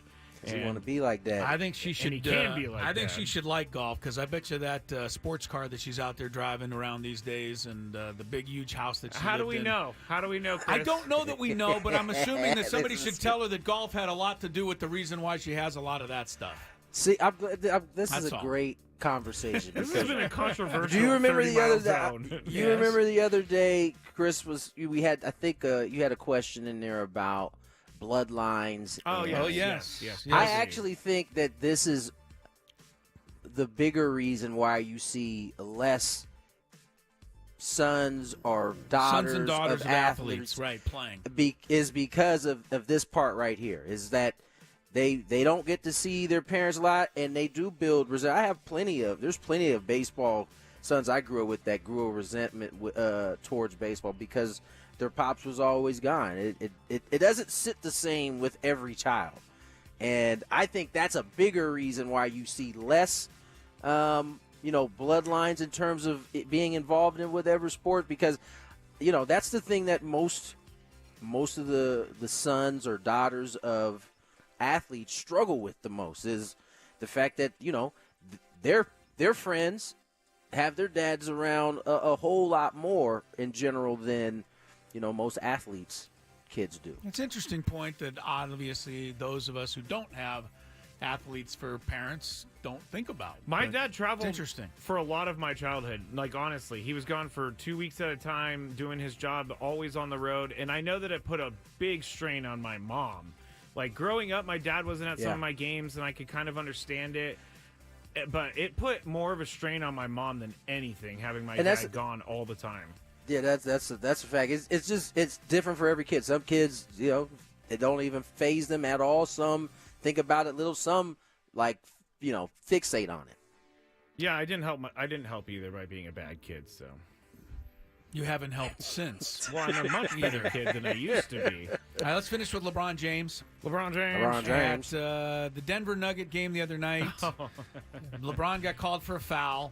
Went walking off a little angrily away from the official, and as he was walking away, a fan, a lady in the front row, gave the wiping and winding her eyes signal directly at LeBron James. Like, very aggressively. Very aggressively gave that, made that signal to LeBron. He saw it, and he took a feigned step in her direction. Now, how many people are angry at LeBron for doing this? Oh, I don't know. He turned around and smiled and laughed after it was over. Now, the question is did he do it and then go, gee, I better smile right now or this is going to look bad? Or was he just joking around in the first place? We don't know. I think in the moment he wanted her to flinch and freeze, and he was probably going to smile regardless. But the intent was to make her like, all right, be careful how you talking to me. Yeah, think second, think twice, look before you leap, and make these kind of signals toward athletes in the heat of battle. And you know, in today's arena stadium environment, there were some things being said there that he probably was like, oh, okay, I got you. Oh, I'm sure she might have said a thing or two during the course of a game. Yeah, for sure. She was a little too aggressive. All right. For my liking. Chris versus the fans, 833-288-0973. It's trivia time when we come back.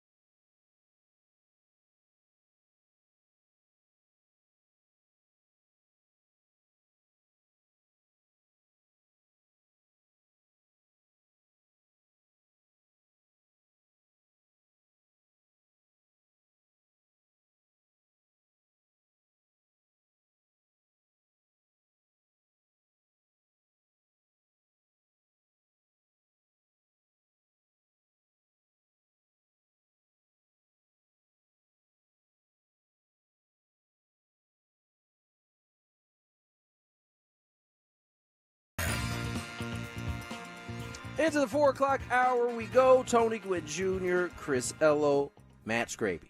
We have a Chris versus the Fan coming your way here shortly.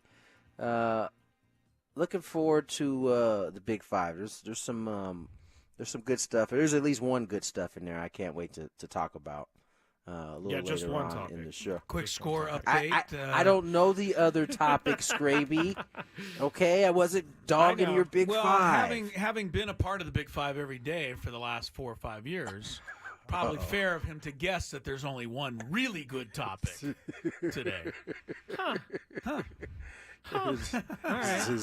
All right. How has Chris versus the Fan been going, gentlemen? He's been crushing it. But the questions have been good. Scraby's been on point. And we've had some fun, and we've had our share of winners along the way.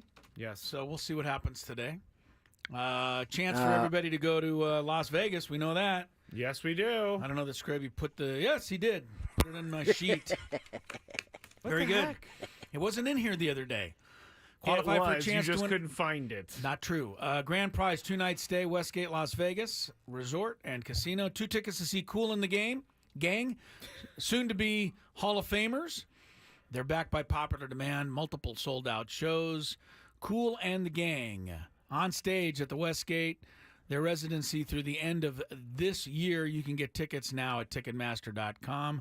The Westgate Las Vegas Resort and Casino features newly designed premier rooms, part of their $70 million room renovations, home of the legendary Vegas Fun. You also get a 4-pack of tickets to see the San Diego Mojo against the Columbus Fury. That's coming up on Sunday at Viejas Arena. Yes, thank you. Do you want to do your Mojo imitation too? Oh gosh, I don't even know what that would be. I know. You can grab tickets to that match now at provolleyball.com or win them right now.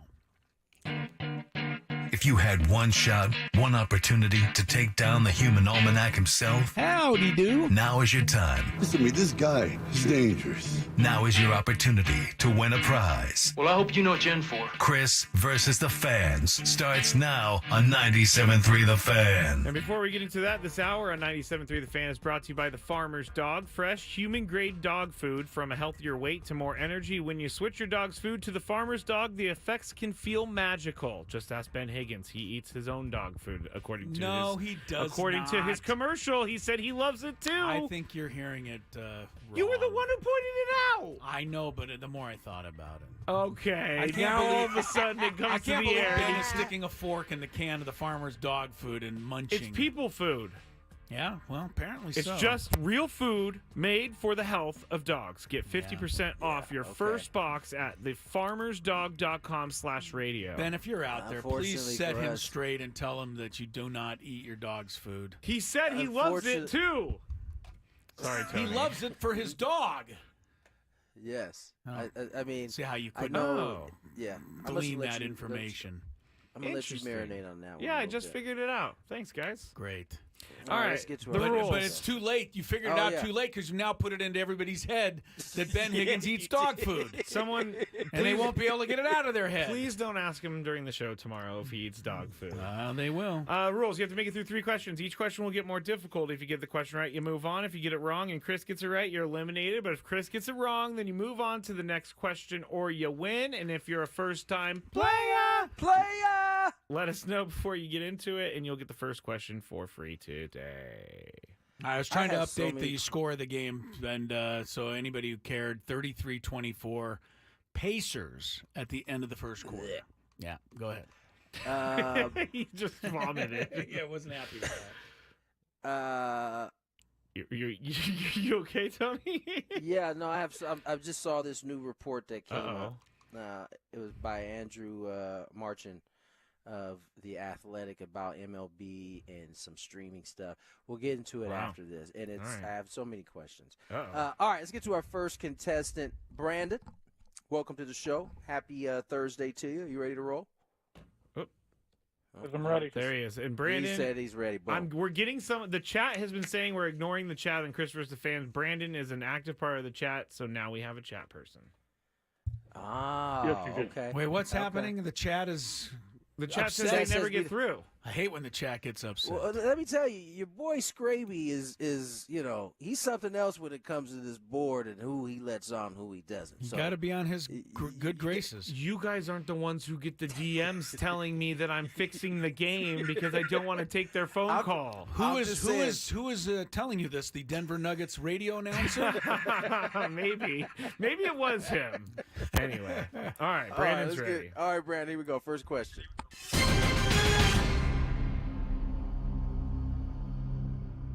The NL team, what NL team has the best batting average in baseball? How about the Dodgers? The Doyers. Uh-oh. That is incorrect. Mr. Ello, chance to Who is steal. this now?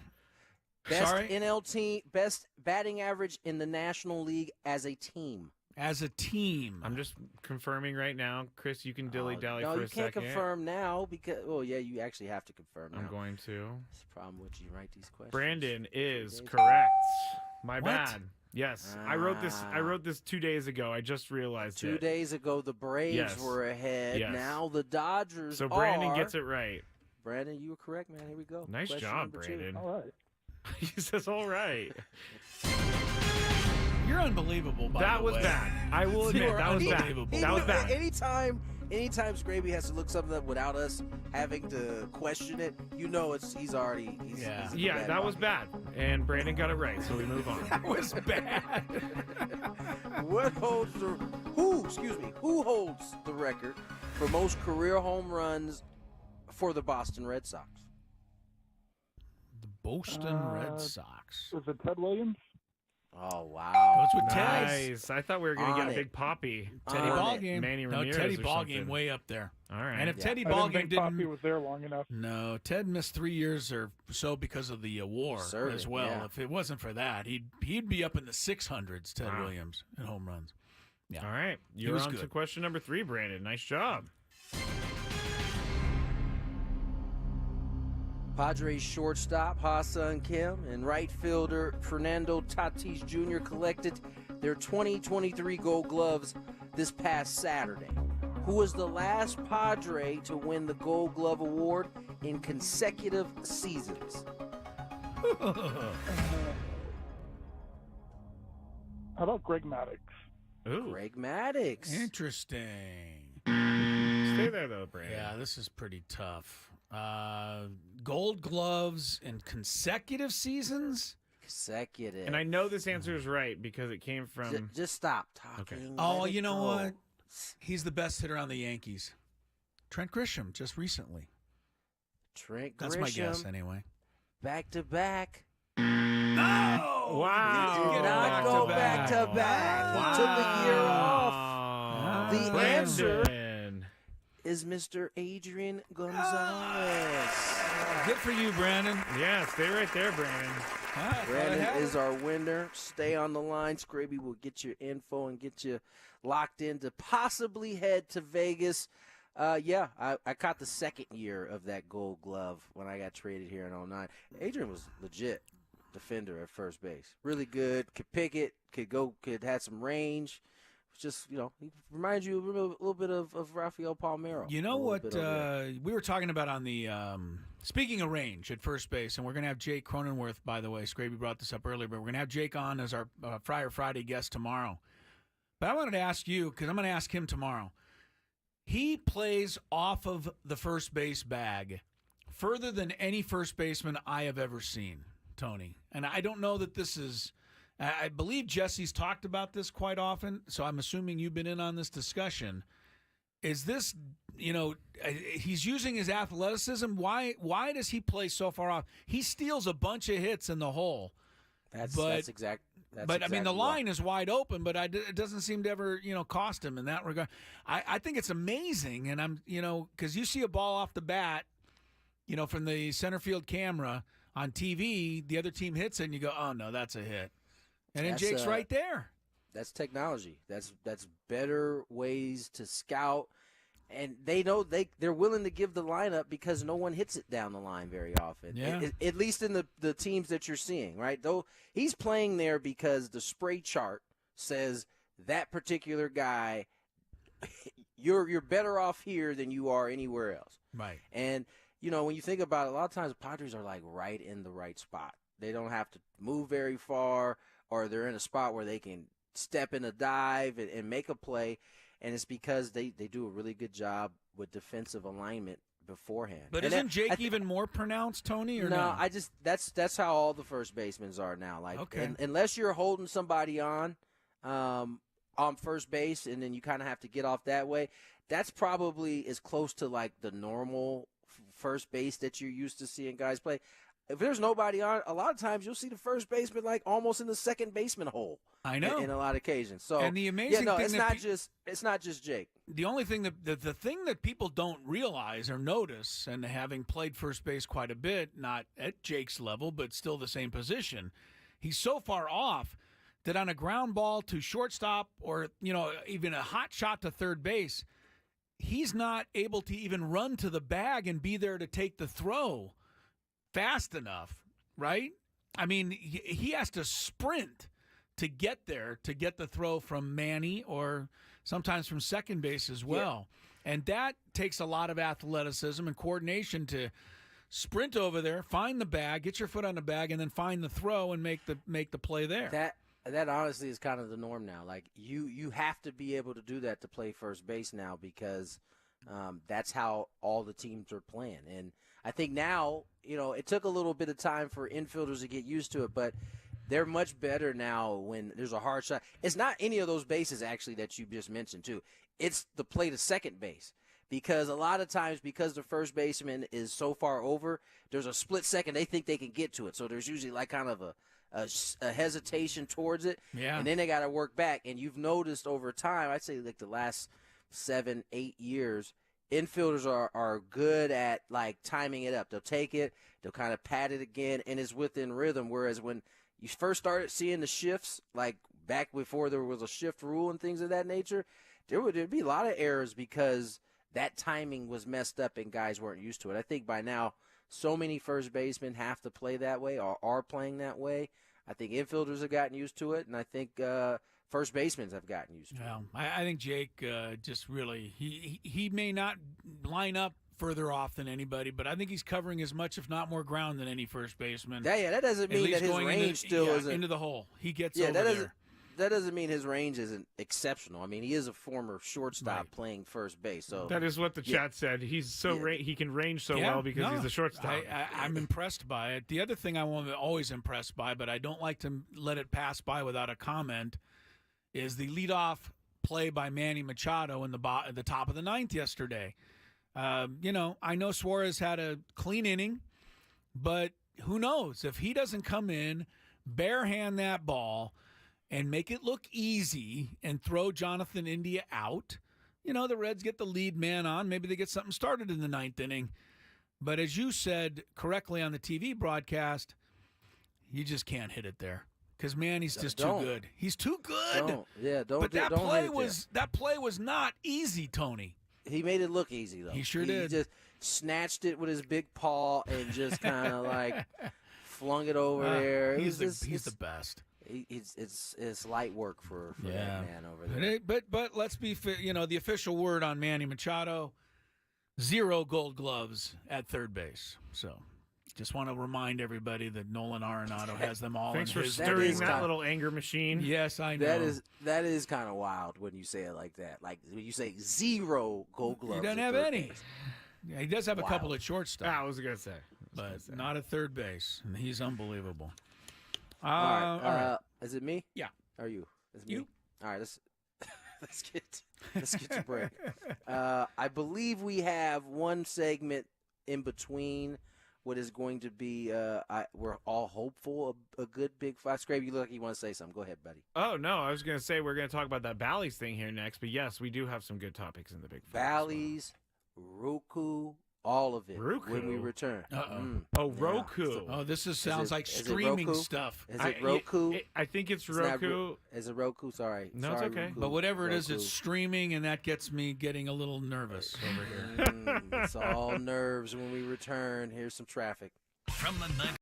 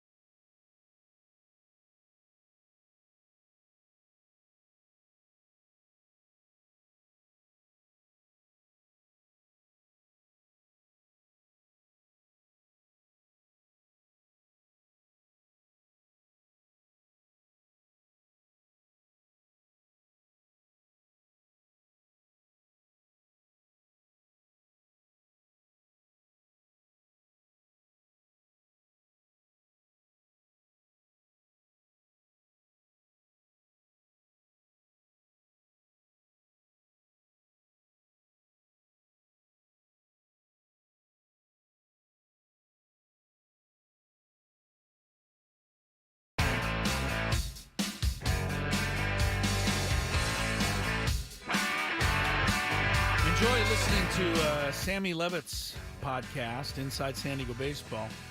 Sam covers everything going on with the Padres. Find it at 973thefansd.com, the Odyssey app, or wherever you get your podcasts. Also, coming up at 5 o'clock, you're a little more than a half hour away from this week's 97.3 The Fan Roundtable, Padres Roundtable. It's commercial-free radio from 5 to 6 p.m. tonight, and you'll hear from myself, along with Ben and Woods and Annie and Elston, all of us breaking down in great detail the goods and the bads of the Padres, who are now 34 games into this season. That seemed to have come upon us rather quickly. You know, for it being early, 34 games is still 34 games. Once you get the season here, it moves by relatively quick. Moves As a along. guy who sits in this chair, I don't know about Tony, but when you're waiting for the season, though, it can take forever. Well, it's here now, and even though there's a day off today, the Padres are right back in action tomorrow. Quick update before this story is pretty interesting, though, that you're going to delve into here, Tony. Bad news for a lot of fans of a lot of baseball teams out there. But real quick, Indiana leads Milwaukee 47-38. 5 minutes left, second quarter. Pacers win. They eliminate the Bucks. No! Can you play that one? The I can do it live for you. Yeah. Yeah, there it is. Or this one. Name and logo. That one, too. A lot of people are going to be reacting that way if the Bucks go home tonight, I'm sorry to say. All right, Tony, the baseball, this is, like I said, bad news for a lot of teams, and it could have been bad news for Padre fans. A major development in MLB's media future likely hinges on Diamond Sports Group's fate in bankruptcy court. In February, Commissioner Rob Manfred said he hoped to launch a national in-market streaming package in 2025 with about half of the league's teams. Bringing that to fruition would be a huge deal, not because it would make a lot of money at the onset or any money. Streaming is often a losing business. I say that to say Bally right now, basically the last half of those teams, it sounds like are going to lose coverage right now. Yes, they are. All of their stations went dark. Yeah, they didn't make their payment. They didn't make their payment at the beginning of the month. Yep. And so all of their coverage will go dark. This is going to be interesting. This isn't one or two or three teams like it's been. No. It's the other half that are covered in Bally. Yeah. And so I can read you the teams right here. Yeah, go ahead. These are fans that will not be able to watch their baseball teams play on television for the foreseeable future. Minnesota Twins, Cardinals. I don't think that's going to go over too well in St. Louis, where they kind of like that team. Atlanta Braves, another big-time team. Detroit Tigers, Miami Marlins, Cleveland Guardians, Kansas City Royals, Cincinnati Reds, L.A. Angels, Texas Rangers, Tampa Bay Rays, Milwaukee Brewers. None of those games are going to be on television until they're able to work something out or figure something out with Diamond Sports Group and get them through this bankruptcy. And I said the Padres could have been affected, but something was worked out through MLB, right, before the season started, so MLB took over. Yeah, no, they had already been. We already went through this last year. Okay. We were already out of the Bally business. We were out of the Bally business. Luckily, though. MLB as it turns out. Yeah, MLB took us over. Now, the question I have is, MLB says they want to have the streaming in 2025 for half of the teams. This is going to be a little bit more than half at this point. If they have to take on all of that, do they have the bandwidth to do that, like on the fly? This is going to be complicated for those teams for the rest of this season. Yeah, it is. And that leads me to, I don't know that this covers all of it, but the Roku story with MLB. Skraby, would you? He's talking to me. I was telling Chris that he has a spot coming up in the break. Oh, okay, sorry. Behind the scenes. Roku and MLB look like they're closing in on a package for Sunday games. Remember, Peacock had those games for a while. They were still interested in doing it, but for like a third of the price that they were paying. Yeah. So there has been no paperwork signed, but Roku and MLB are closing in. And my question is, who has Roku? Is that a big one? Roku is a big one, but it's not. If it's only on Roku, that's going to be a problem because you have to. I believe. I don't know if it's changed, but you have to buy the device itself. Yeah, that's. I listen. It's one thing to download an app and go ahead and have to do it that way. But now you're buying devices. I'm not going to get in the car and go buy a device. I'm not. I won't be watching Sunday games. I'll tell you one thing. I'll probably be working anyway. So. Any sporting event on Peacock, point, any sporting event on Peacock from here until the rest of time, I will not be watching, because those. Oh man, I almost said a bad word. Oh my gosh. Those people at Peacock, who I'm not pleased with. All right. Okay. No, because you guys know I bought the Dolphin-Chiefs game like every other, had to person, yes. I think Tony missed this part. I don't know that you were here that day, Tony. We come to find out that they've been charging us for Peacock for the last 5 months, even after I went ahead and canceled. What? Yeah. They got you like that? Yeah. Actually, yeah. They make it. By the way, they make it dang near impossible to find the cancellation part. Yes, they do. They don't make it easy to cancel. But I did find my way to cancel. They said, "Oh no, you didn't cancel," and now here we are. Lori looks at our bill and says, "We're still paying for Peacock." And I mean, I was furious about this because I can't be the only one that this has happened to after that game. Where you're still having Peacock and you don't want it anymore. So, Peacock, I'm out of the Peacock business. Let me, because can you say that one more time? No, I cannot. Dang it's it, all right. You got it on record. You can use that all day long. I am looking at the Roku thing, and it's kind of like the Amazon Fire Stick a little bit. You can buy a device, but you can also buy one of those HDMI sticks that you put in the back of your TV. But how many things you're going to have to buy? Right. Come on. That's the thing. And you know what? Someone ridiculous. brings up a great point, and I don't think you have to buy the device for this, but Apple TV and their games. Because I know Apple TV has a device as well, like a Roku, but I'm not sure if you can watch those online. I got Apple TV. I mean, I basically get everything through my Apple TV, but I don't want to have to go buy another Apple TV like device. Like I already have don't one blame you. that I can literally get all of the other streaming services from. So Roku, it is what it is. I guess MLB is boxing us out. Those who don't have Roku. Well, they can box. But you know what? I think baseball is going to find out a little differently than football. In football, we all went in and bought the thing so we could watch the playoff game. I don't know if everybody's going to go in and buy to watch a Sunday baseball game. There's already 50 games on a week. Well, Peacock said that they don't want to renew for the price that they are asking because probably it's not making sense for them. But Katrina says Roku has an app as well for the Roku channel.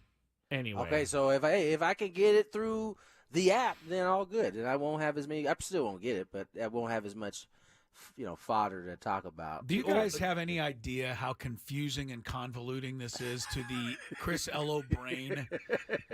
What are you having problems with? What am I having problems with? I got to have Roku. I got to have a stick. I got to have a device. I got to have a streaming service. I got to have a.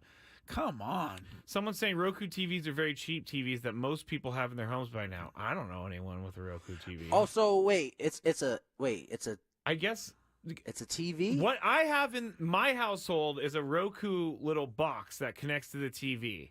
I guess you can some of the smart TVs you can download the Roku app.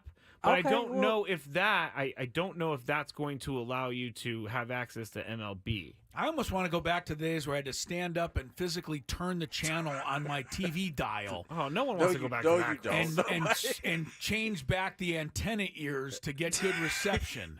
Listen, this whole thing with the streaming is driving me nuts. I am old enough to have had grandparents that still had TVs like that. I know. And I don't know why in the world you'd want to go back to that. Someone's asking, sorry. No, it's just a simpler time. This whole Bally's news doesn't affect us if we've already purchased the Padres streaming package. No, you're good. No, you're good. This is just the teams that were still under the Bally umbrella. We got kicked out of the umbrella last year. Or we got out of the umbrella. I should say get kicked out.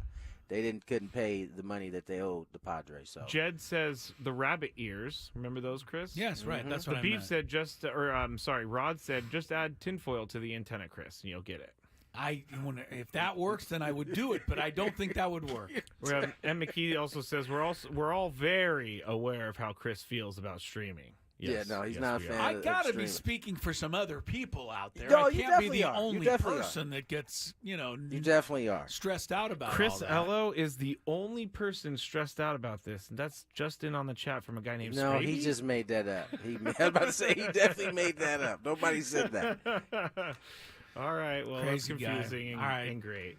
5 o'clock, the roundtable, commercial free. Don't go anywhere. That's coming up. We'll talk Padres, but until then, it's Big Five on Gwynn and Chris next. Gwynn and Chris.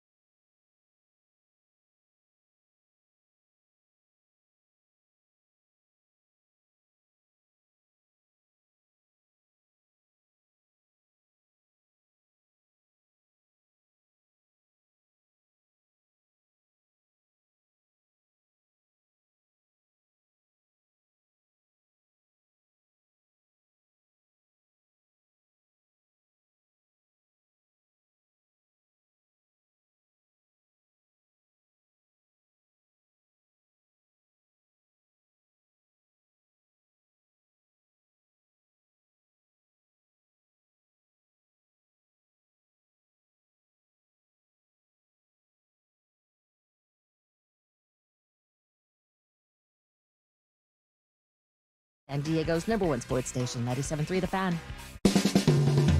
It's that time of the show when we check on the latest in sports. Only the most important topics and questions are brought to light. Stop what you're doing and listen. These news stories will astound and amaze you. The one, the only. Oh my God, who the hell cares? The Big Five starts now on 97.3 The Fan. All right. Since the roundtable's coming up at 5, we will go as far as we can in the Big Five. But first, I wanted to say Katrina updating us on the chat. She went to, or they were telling me that they were going to a Savannah Bananas game a couple weeks ago. And I told them to let me know how it was. And they said, side note, update for Skraby. If you ever get a chance to see Savannah Bananas Banana Ball, it is a million times worth it. We had the best experience last weekend. So very good. There you go. Now, where did they go to see them? In Savannah? That's far away. I guess. I don't know. Savannah Don't they is travel far around away. and play in other places? Are they like the Harlem Globetrotters? I'm honestly asking. They do travel, I believe. Are they a real team, Tony, or are they the Globetrotters? What do you declare? What is a real team? Like, are they a real minor league team that has standings, No, guys going up and down? I don't think so. They're trying to create like a whole different baseball. Yes, they are. There's also glow-in-the-dark baseball coming, too. I would like to see Savannah Banana practice, where they're not actually taking ground balls, but they're practicing dance moves. That would be pretty fun, I gotta say. All right, thank you, Katrina, for that update. Number 5. Katrina says Mesa, Arizona? Arizona. Yeah. All right. I know That you makes guys sense. won't want to talk about this as early as we are going to talk about it. But you're going to ask it anyway, aren't you? But I told the Scrabinators I would ask you anyway. We are loving Jurickson Profar right now, being the great player he has been so far this season. But the question posed last night was this. Tony, if Profar continues at this pace, what are they going to do about his contract next year? Who cares? I knew right that was now? going to be the answer. Oh my gosh! We're I don't already care. thinking to next year. No, we should. We already 34 games into this season. We already worried about next year. Yes. My lord. Trying to build next year's team. No, I don't know. I don't care right now. Ask me when All-Star break. No, because actually, if we are into figure it out at the end of the year. That's what I'm saying. Let's enjoy him while we can. Because if he keeps it up at this rate, it's gonna, he's not gonna break the bank or anything. But it's not gonna be as cheap. He's not gonna get $1 next million year for sure. Yeah. I can tell you that. If he keeps this up. Yes. I knew this was going to be the answer, by the way. But Chris, if Profar continues his pace, what are they going to do about his contract? Who cares? But I do want to say this. Stay tuned for the roundtable because there's a lot of discussion about Jurickson Profar on today's roundtable. Okay. But it's things that are important to discuss about Jurickson Profar. I thought we were talking Not about this. Okay, all right. I knew that was going to be the answer, but I promised the Scrabinators I would ask. And we got Tony Evil laughing over there. Number 4. Now, the NFL is rolling in money right now. And reportedly, I don't know if you saw this, Chris. Must be the money. Must be the money. Baby, I got your money. Say hey. No. That's a different song, man. I know. I just mixed them all up. Reportedly, Dolphins owner Stephen Ross turned down a $10 billion with a B offer to buy the team from him.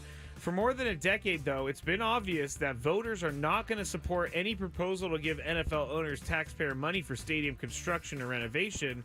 And in conjunction with that, local leaders aren't as willing to give away free money. Currently, the Bears, Chiefs, Bengals, and Browns are facing resistance in their local markets. I came up with this because the Browns are asking for money to renovate their stadium, even though the owner is worth billions and billions and billions of dollars. People are starting to get sick of it. Chris, why do you think public support has changed so much over the last 10 years with this topic? Because we all now understand just how much money these greedy bastards have. Oh my goodness.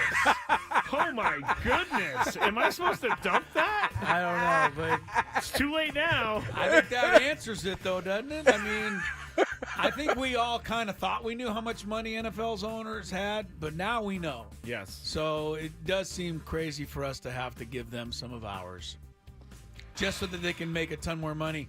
The best idea I've heard all along is if the If the taxpayers pay 50% to help you build a stadium, then the revenues made from that stadium, 50% of it ought to go to taxpayers who helped you. And that's not how it ever works. So, yeah, I agree. Tony, what do you think about this? Why do you think public sports changed so much? Because we started having more access. We started knowing more.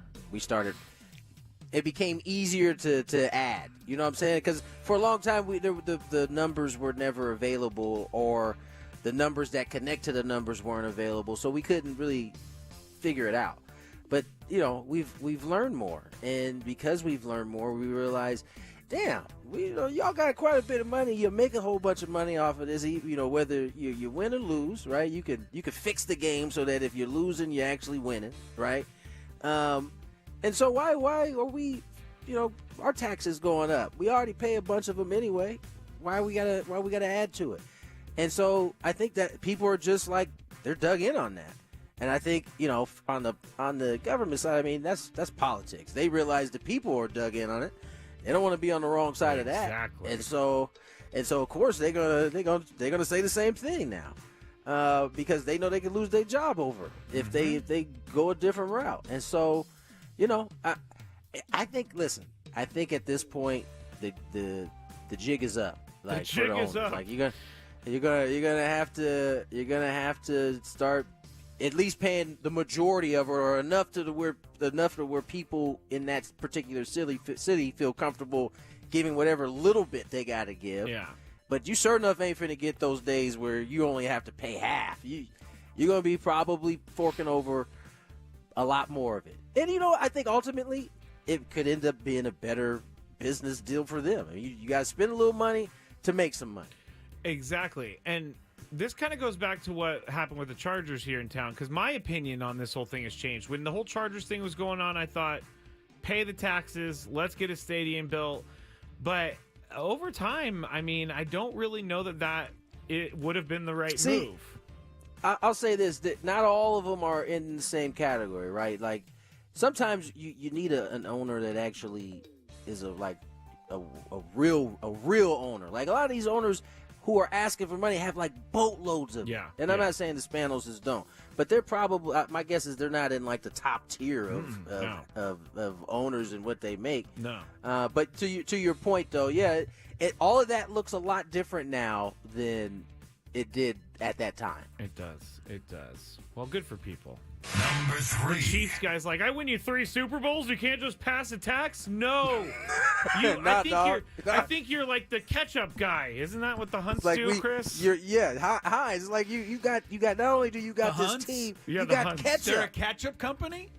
Isn't Hunts the ketchup company? Hunts? I thought it was Heinz. Yes. No, yes, there's both. it is. Hunts they're and both. Heinz and Hunts. I don't Hunts know was if the Kansas City Hunts, I gotta slow down on that one, are the ketchup guys, but they have money. Trust me. Oh, they have. Yeah, no, money. my grandmother used to buy Hunt's ketchup, so I know that exists for sure. All So right. not only do you got this team, you got I a don't know whole that, ketchup thing. I didn't know that was Lamar Hunt's business. I said I don't know, I but he's from Dallas. I think he's an oil guy. Maybe he also owns ketchup. He was too. an oil guy. He's Dallas not is the alive ketchup anymore. Well, capital of the world. the internet. I got my internet open. I'll look. All right, I'll we go to can the find next out. one. Yeah. Number 3. Tony might want to listen up on this one, though, because the other day we got the news that Mike Trout's going to be sidelined with the surgery needed to repair a torn meniscus in his knee, and now opinions have been flying around, and Stephen A. Smith had a rather strong opinion with Mad Dog Russo. I think it was yesterday. Here he is. Well, it's driving me crazy. And let me tell you this. Mike Trout is a sensational player when he's healthy. One of the greatest. He really, really is. And I'm a huge, huge fan. But I've grown disgusted with his lack of availability. It makes me question. I know he looks the part. What the hell are you doing to take care of yourself? Always injured. I mean, damn. It's baseball. I mean, what are you talking about here? It's not football. It's not boxing. It's not the UFC. You're not running up and down the court 94 feet basketball for 82 nights a year. It's baseball. Half the time y'all standing out in the outfield, chewing on pumpkin seeds or something. Okay, so he goes on for another minute and a half about this whole thing. And he's not a fan of Mike Trout being injured. So this morning I saw this and I commented, agree with Stephen A 100%, can't believe I ever agreed with him. And then someone told me that Ben and Woods talked about this story and said, don't do this. So apparently I'm in the wrong on this one. And let's see. Tony is up first. What do you think of Stephen A's take here, Tony? I like Stephen A, but I think this take is stupid. Really stupid. Ignorant stupid. And to make the assumption that because he plays baseball and that's how I know he doesn't watch a lot of it, right? He just appears just to stand in the outfield all game long. There's no running. And, oh, by the way, no, it's not getting up and down the hardwood at 94 feet for 82 games. It's actually, checking in 162 of them bad boys and however 180, whatever the amount of off days are there in there. So, it's a game of attrition in terms of mental and physical durability. So, he just sounds like a guy who specializes in a different sport.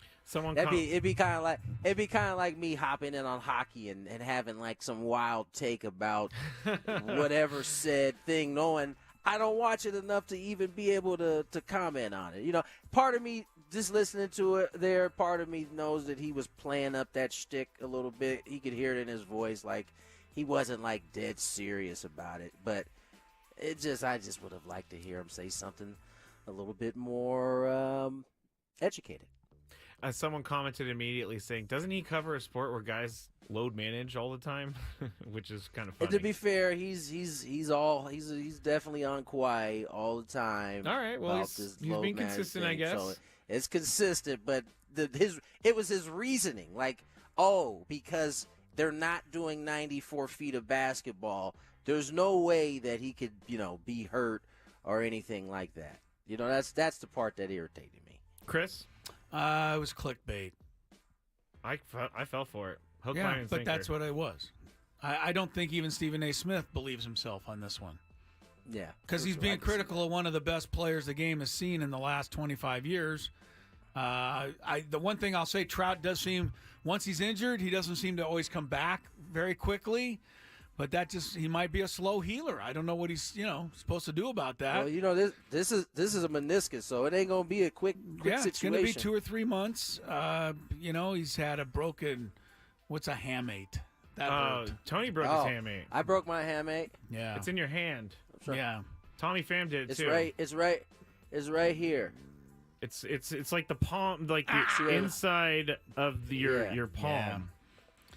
If you can't hold a bat, it's pretty hard to swing it and get it done. I don't know. I would love to see Trout playing too jealously, but Stephen A., I don't think he even believes what he said today. And I think that's why he started to kind of even have some fun with it at the end because he realized he probably was coming off too harsh. I think you're right. It's just to point out the fact that when he's healthy, he's, as Chris said, he's one of the best players. He was doing that in the time that he was on the field this year with the Angels. We're not going to have time for the rest, so I will just keep going with this. Apparently, I'm way off base on this one. Way off base. No, M. McKee said my 12-year-old son just rolled his eyes at the audio of Stephen A. The reason I feel this way is because everybody considers Mike Trout the best player of the last 15 years, but he doesn't stay healthy. And what Stephen A. said in the beginning is where I agree with. His availability is not there, ever, it seems fine. That's fine. But the reasoning for that, in terms of what Stephen A. was saying, was stupid. I'm not going to go as far as to say he doesn't do anything, because obviously baseball players do stuff and they do it every single day. I think ultimately the fact that he's missed so much time, though, is going to affect his standing in the history books. Matt of Snyder the game. just wrote about that, saying that he's working his way out of the greats because he's not going to have the opportunity to reach them in the numbers department. Well, it's fair enough. I mean, if he was playing more, he'd have bigger numbers. The Hunts made their money in oil.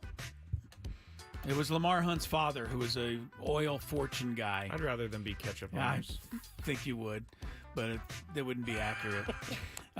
Hey, I didn't say I knew or not. I Pacers just $59-47 at halftime, and that's an elimination game for the Bucks.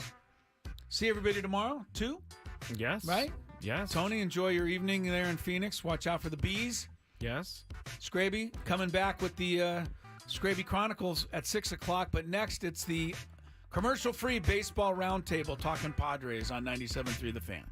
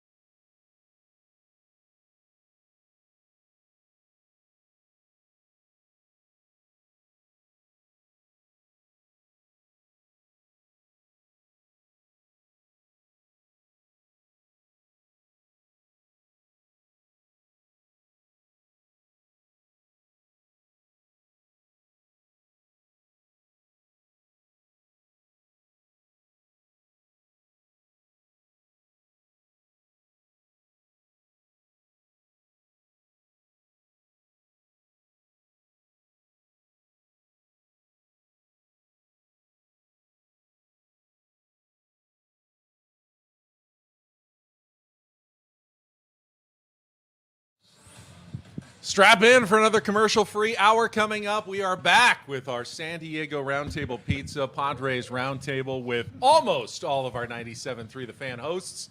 Tony Gwynn Jr. is in Arizona with the San Diego Padres, getting ready for the next road trip. But joining myself, Ben Higgins, we have Chris Ello from the Gwynn and Chris program. Good morning, Chris. Hello, hello, hello. We have Craig Elston from Annie and Elston. Hello, Craig. Good morning, unless you're listening to the afternoon replay. That's in which true case, enough. good afternoon. And we've got Stephen Woods, fresh off a 4-hour program with Hi, Benjamin. Well, we got through it. And Gang. we've got Annie Heilbrunn from Annie and Elston as well. Hello, Annie, and thank you for filling in for me last week in the host chair. It was fun. Very You should glad have you're back. I'm should have- strapped in, Ben. You should have easily been Wally Pipped. She was outstanding. She was You know outstanding. what? I He'd don't be know happy how to. Wally Pipp felt about it, but I actually would have been more than fine. I don't know how Wally I Pipp. don't know how Wally Pipp felt No, about Ben. it. Carry on. Never checked in with Wally. We always assumed he was disappointed. That's right. Maybe He it might was a have been happy giant about relief. it. Yes. Oh, I don't have to play every day. This is fantastic. Someone's taken my spot. Did anyone ask Wally Pipp? I always how it wanted to felt. be a role player. That contract, that guarantee. About Yeah, still got getting that money. Wally pipped. All right, so over the last week, obviously it was a bit of a roller coaster for the San Diego Padres. 5 straight losses, almost certainly the low point of the 2024 season so far, but thanks to a couple of wins the last couple of days, maybe a bit different tone than we would have had for this roundtable. So let me start the questions, and I'll start with Annie since she hosted last week. You get to go first. Right. What, if anything, did we learn about the San Diego Padres over these last 7 days with a 5-game losing streak, but then 2 wins and a series victory over the Cincinnati Reds? What did we learn? We learned that Mike Shildt will continue to gamble on his players, believe in his players. I think we learned that we don't quite know the identity of the Padres yet. It's still being shaped. It's still being formed. And I think that we learned maybe that we can't judge the rotation quite yet. We've got to let that maybe come into form a little bit. Things were pretty bleak a couple of days ago with the Padres not scoring any runs, looking lifeless at the plate at times. Is it too early to make some evaluations? Did they prove that wasn't them over the last couple of days against the Reds? You know, back to your original question is what did we learn? It's not trying to be edgy. I didn't learn a lot. I really didn't. I didn't learn a ton. I learned that we are capable of winning ball games. We are capable of losing ball games. We're capable of putting up big amounts of runs. We're capable of pitching well. We're capable of playing good defense, as we have the last week or so. And it's hard to do what we do on a day-to-day basis where it does feel live or die. It's hard to take the 30,000-foot view. And some fans have that luxury, and they're able to do that. I really, myself, don't. I was never that kind of fan. I never will be. I'm a live and die with every game type of person. But I haven't learned a lot. I learned that we're really dependent on our starting pitching, and if that goes well, we have a chance in every ball game. Craig, I think the easy sports radio type thing would be, well, we proved their resilience. Yeah. Even after they get down and lose 5 They games, fight. they can bounce back. I don't know that we actually did learn that. Are there any takeaways from this last week? Yeah, I'll take a swing at your question. I think one thing we've learned that these past 7 games have reinforced is that this team will go as far as its starting rotation takes it. The 5-game losing streak coincided neatly with 5 bad starts from each member of the starting rotation, usually putting the team in an immediate hole, being down in the first or second inning by multiple runs, and they pitched overall to an ERA of around 5 and a little bit over that. That's not how this Padres team will succeed. They won't win with bad pitching, period. They have had good pitching the last 2 days from Yu Darvish and Joe Musgrove, and they have put up 2 victories. And I think it's almost that cut and dry. This is a pitching defense team, and when they don't pitch, they're not going to win. Chris decked out. Oh, go ahead, Annie. That's a scary thought, though. Well, we're going to get to something about that in a second. Chris decked out in his Padres orange and blue, a little Yes, retro. I'm having a little 98 flashback throwback after these, moment. 2 victories here, Ben. Did you learn anything based on 5 losses or 2 Well, the wins? first thing I wanted to just say, I want to thank the Padres for putting the sky back up where it belongs. Yes. Because after 5 days, it was not falling, it had fallen. But having said, I want to piggyback what Craig just said about the starting pitching. Statistically, I don't know if everybody's aware of this right now, the Padres have the 3rd worst starting pitching in the National League. The only teams with worse ERAs are, oh my goodness, the Marlins and the Rockies. So if the Padres are going to be relying on their starting pitching, what this week tells me is they could be in a little trouble, honestly, because their starting pitching hasn't been that good. This team is not going to go very far without good starting pitching. These guys have got to pitch a lot better. Offensively, I think this is what we're going to have this year, unless they make some changes to the roster. It's going to be inconsistent. This is not a mashing murderer's row of offense. So I did learn some things this week. I mean, I still have hope for this team, but right now I don't see anything a whole lot better than 500, unless they pitch extreme like Boston Red Sox well.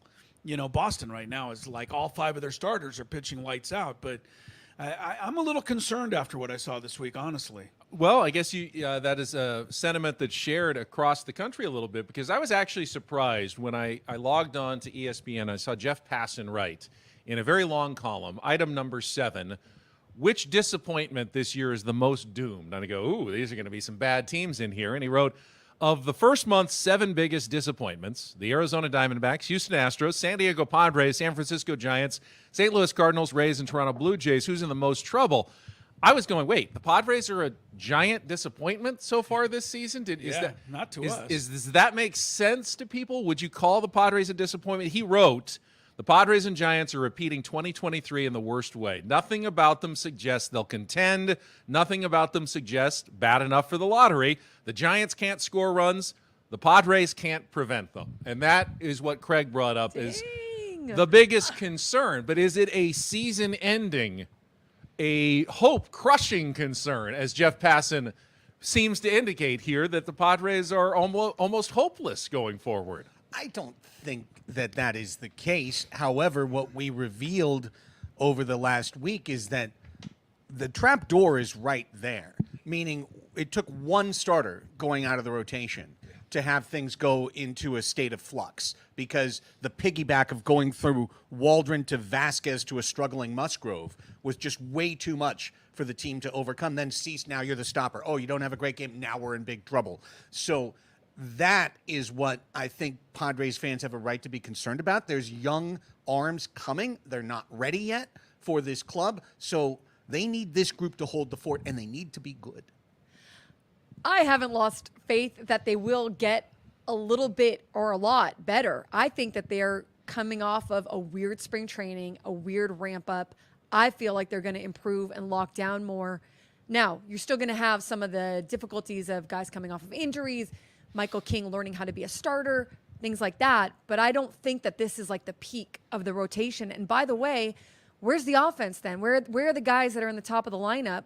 Aren't they supposed to? Is this the peak for them? I don't think so. I mean, shouldn't they heat up and do more for this team? Craig, you brought up the fact that the young pitchers, quote unquote, aren't ready yet. I think the argument could be made that we didn't know that Jackson Merrill, Graham Pauley were ready yet. They may still not be. Jackson Merrill's been struggling. Graham Pauley has never really gotten it going, but the Padres weren't afraid to promote them. They have pitchers in the minor leagues who are throwing pretty well right now. Adam Mazur, Ryan Bergert, Robbie Snelling. Woods, do you think that it could be soon time to, force a couple of those guys up and see what they can do on the big league level, or would that potentially be more damaging than beneficial to the Padres?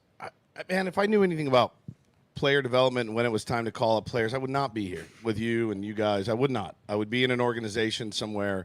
All I see are these brilliant highlights tweeted out, mostly by our buddy Tommy. Tweets them out, watches damn near every game. And I see what Adam Mazur did last night, and I go, good Lord. Yeah, looks like he can get guys out. Did they ever show a highlight of him giving up a double? No, just the good stuff. Yeah, That's just what the I good thought, stuff. yeah. But honestly, back to the Passan thing, and I know we talked about it on our show this morning. I was a little taken aback that the Padres were put in there.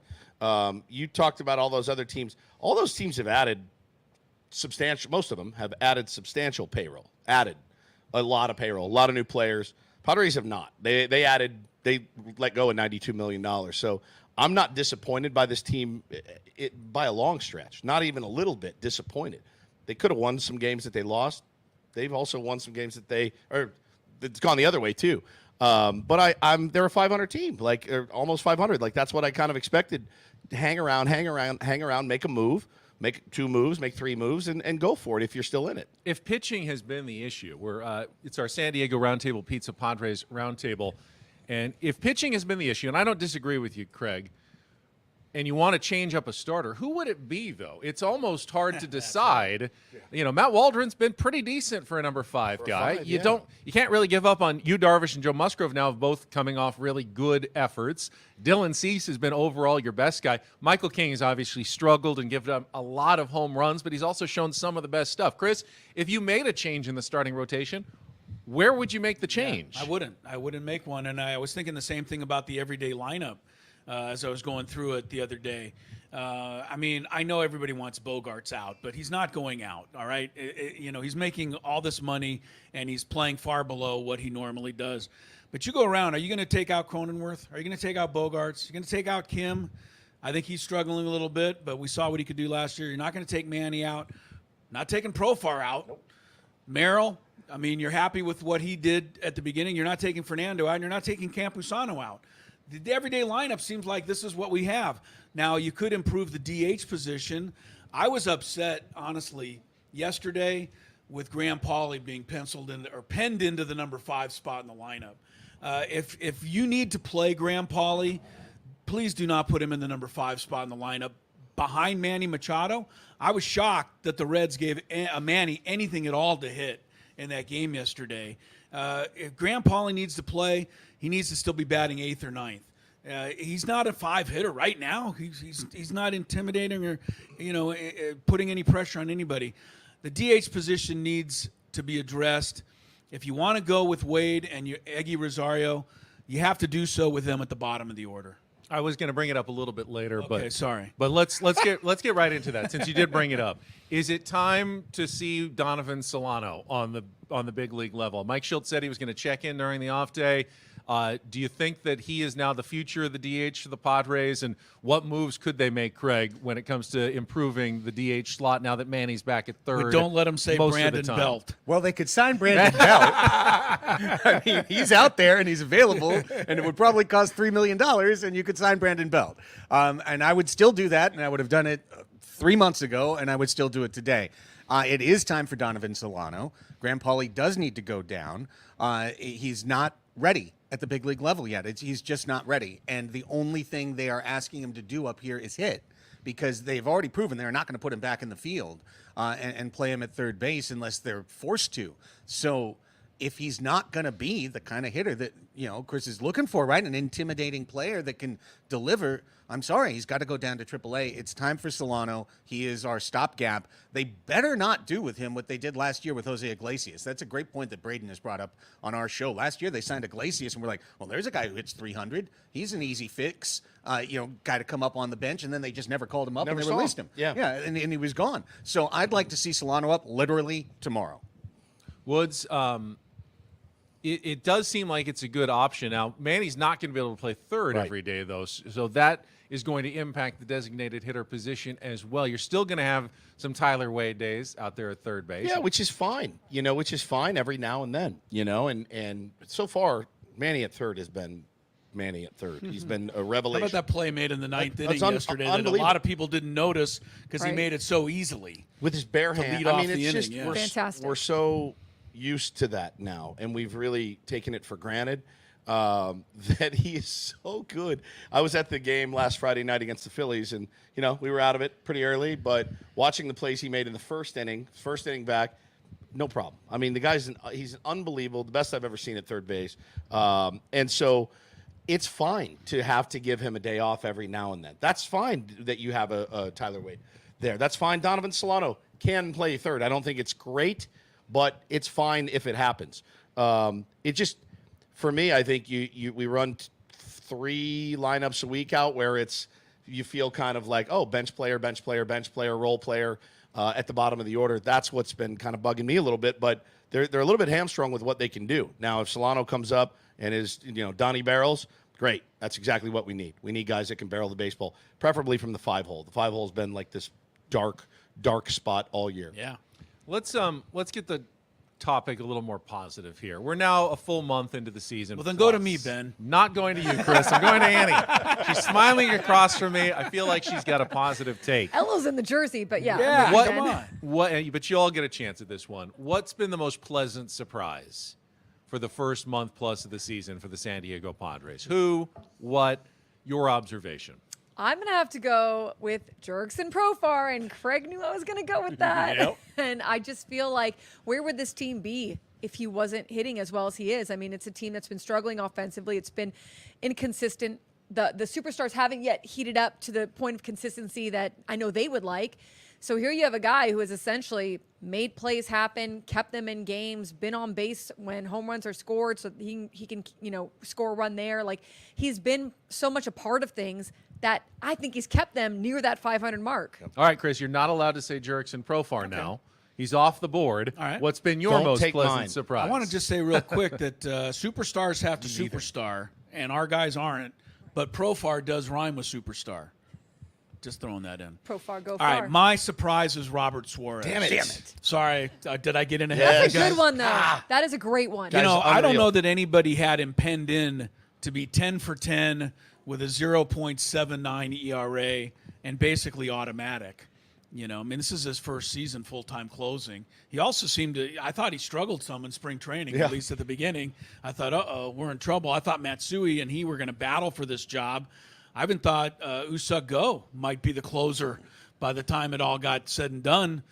Robert Suarez is like the best closer in the National League, so that's surprising. There was organizational uncertainty about him this year. Sure. And he's proved that wrong. All right, Woods, I'll let you go next. Profar and Suarez are off the table. What's been your most pleasant surprise of the first month of the season? Come on, there's still some options out there.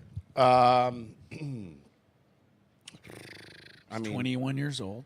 Hey, don't give him the answer. I'm still waiting. Like, I'm still waiting in the line. Yeah, I mean, we've spent a good amount of time talking about Jackson Merrill a lot, and we're big fans of him. And I said today, yeah, he's hit a little bit of a skid. It's going to happen. Still a guy I trust up there to get a job done, no matter what it is. To pull a ball when you need to pull a ball, to hit a tough lefty, to make a play in center field, make a play with his legs. He contributes in so many ways. That's not just hitting singles, you know, and I love the kid. I love his mentality. I know he was really pissed about not being in the lineup earlier in the week. I love that. He's a baseball rat, and I love those guys. I think specifically his defense It's been great. has been an unbelievably Made a pleasant really nice surprise. catch in center field That was yesterday. that was a Really good huge catch. risk the Padres took by Yes. putting someone who, and when we were at spring training, he sat down at a table with us and goes, "So how much experience do you have?" None, zero, never, a single day, not little league, not high school, never out in center field. How cool is it to make the big leagues, and then you make the big leagues, and they're like, you play center field now. You're like, what? I don't play.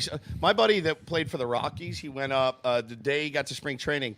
He was fast, and he was a right-handed hitter. And they're like, "You're a switch hitter now." He's like, "I don't switch hit." They're like, "You do now." I mean, it's terrifying. Like, at that level, you got to go into a cage, and there's all these guys standing around watching you, and you're now trying to hit left-handed, and you've never done it. Like, well, you're fast. We want you to hit on the ground and beat it out. I mean, to do that, to make that adjustment at that level that's in spring training where you're allowed to fail. You can't fail at Petco Park with 40,000 people watching you track fly balls. And the fact that he's been able to do it and be a big leaguer for the first time is insanity. It's insane. Has he ever once looked Never. No. Like embarrassed overmatched? himself? No. Looked uncomfortable? Never once. I thought he might look that way at opposing ballparks. Yes. Just getting used to the outfields wherever he is, But, I mean, center field, also a good spot, not right field, not left field, with all those nooks and crannies usually. But still, just kind of getting used to it. But he hasn't. He's looked fine. The game is getting harder now for Craig. Oh, no, We've got that's three fine. choices off the board. Yeah. What's been your most pleasant surprise? in I the think first the month? group has worked very well. We've taken chalk. It was correct. 1 is Profar, 2 is Suarez, 3 is Merrill, and 4 is Matt Waldron, of course. If you look on the list, most people didn't think he would start at all, that he should start at all. And after one start, most people said he shouldn't ever start again.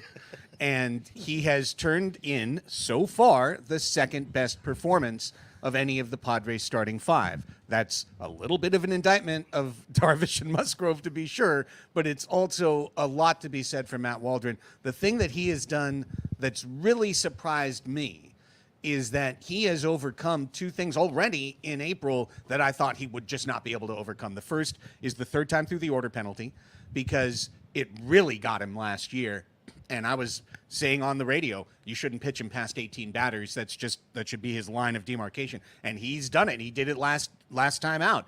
Got through the 5th and 6th inning, got through the 3rd time through the order, got the job done. The other was being able to go into Colorado and take care of business and pitch one of his best starts, if not his best start. So Waldron, to me, is starting to inch into the category of being like, don't worry about him. He's there. He's not going to be an ace, but he doesn't have to be. He has to be your 5th starter. He has to pitch to a 4-ish ERA, and I think he's doing a great job. So no one took my choice, actually. After all of you are out there. Yuki Matsui. Regale us. I'll probably – actually, no, I expected Yuki Matsui to be okay.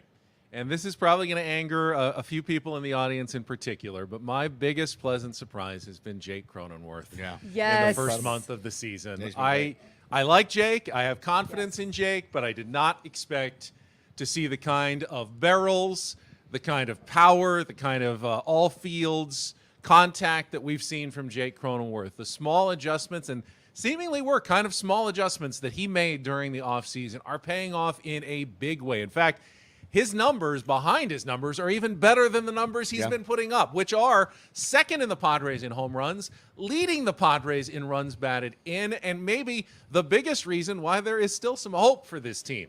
Because they needed, honestly, if they had this Jake last year, the Padres are in the playoffs and maybe even World Series contenders. And I know the timing is bad for him, but they needed this Jake so badly last year, and he just couldn't figure it out. I know baseball's hard. I'm not blaming him for it, but he went and put in the work this offseason. He's changed his game enough that when he gets up there, he's now a danger again. And I wasn't sure we were ever going to see that from Jake Cronenworth again.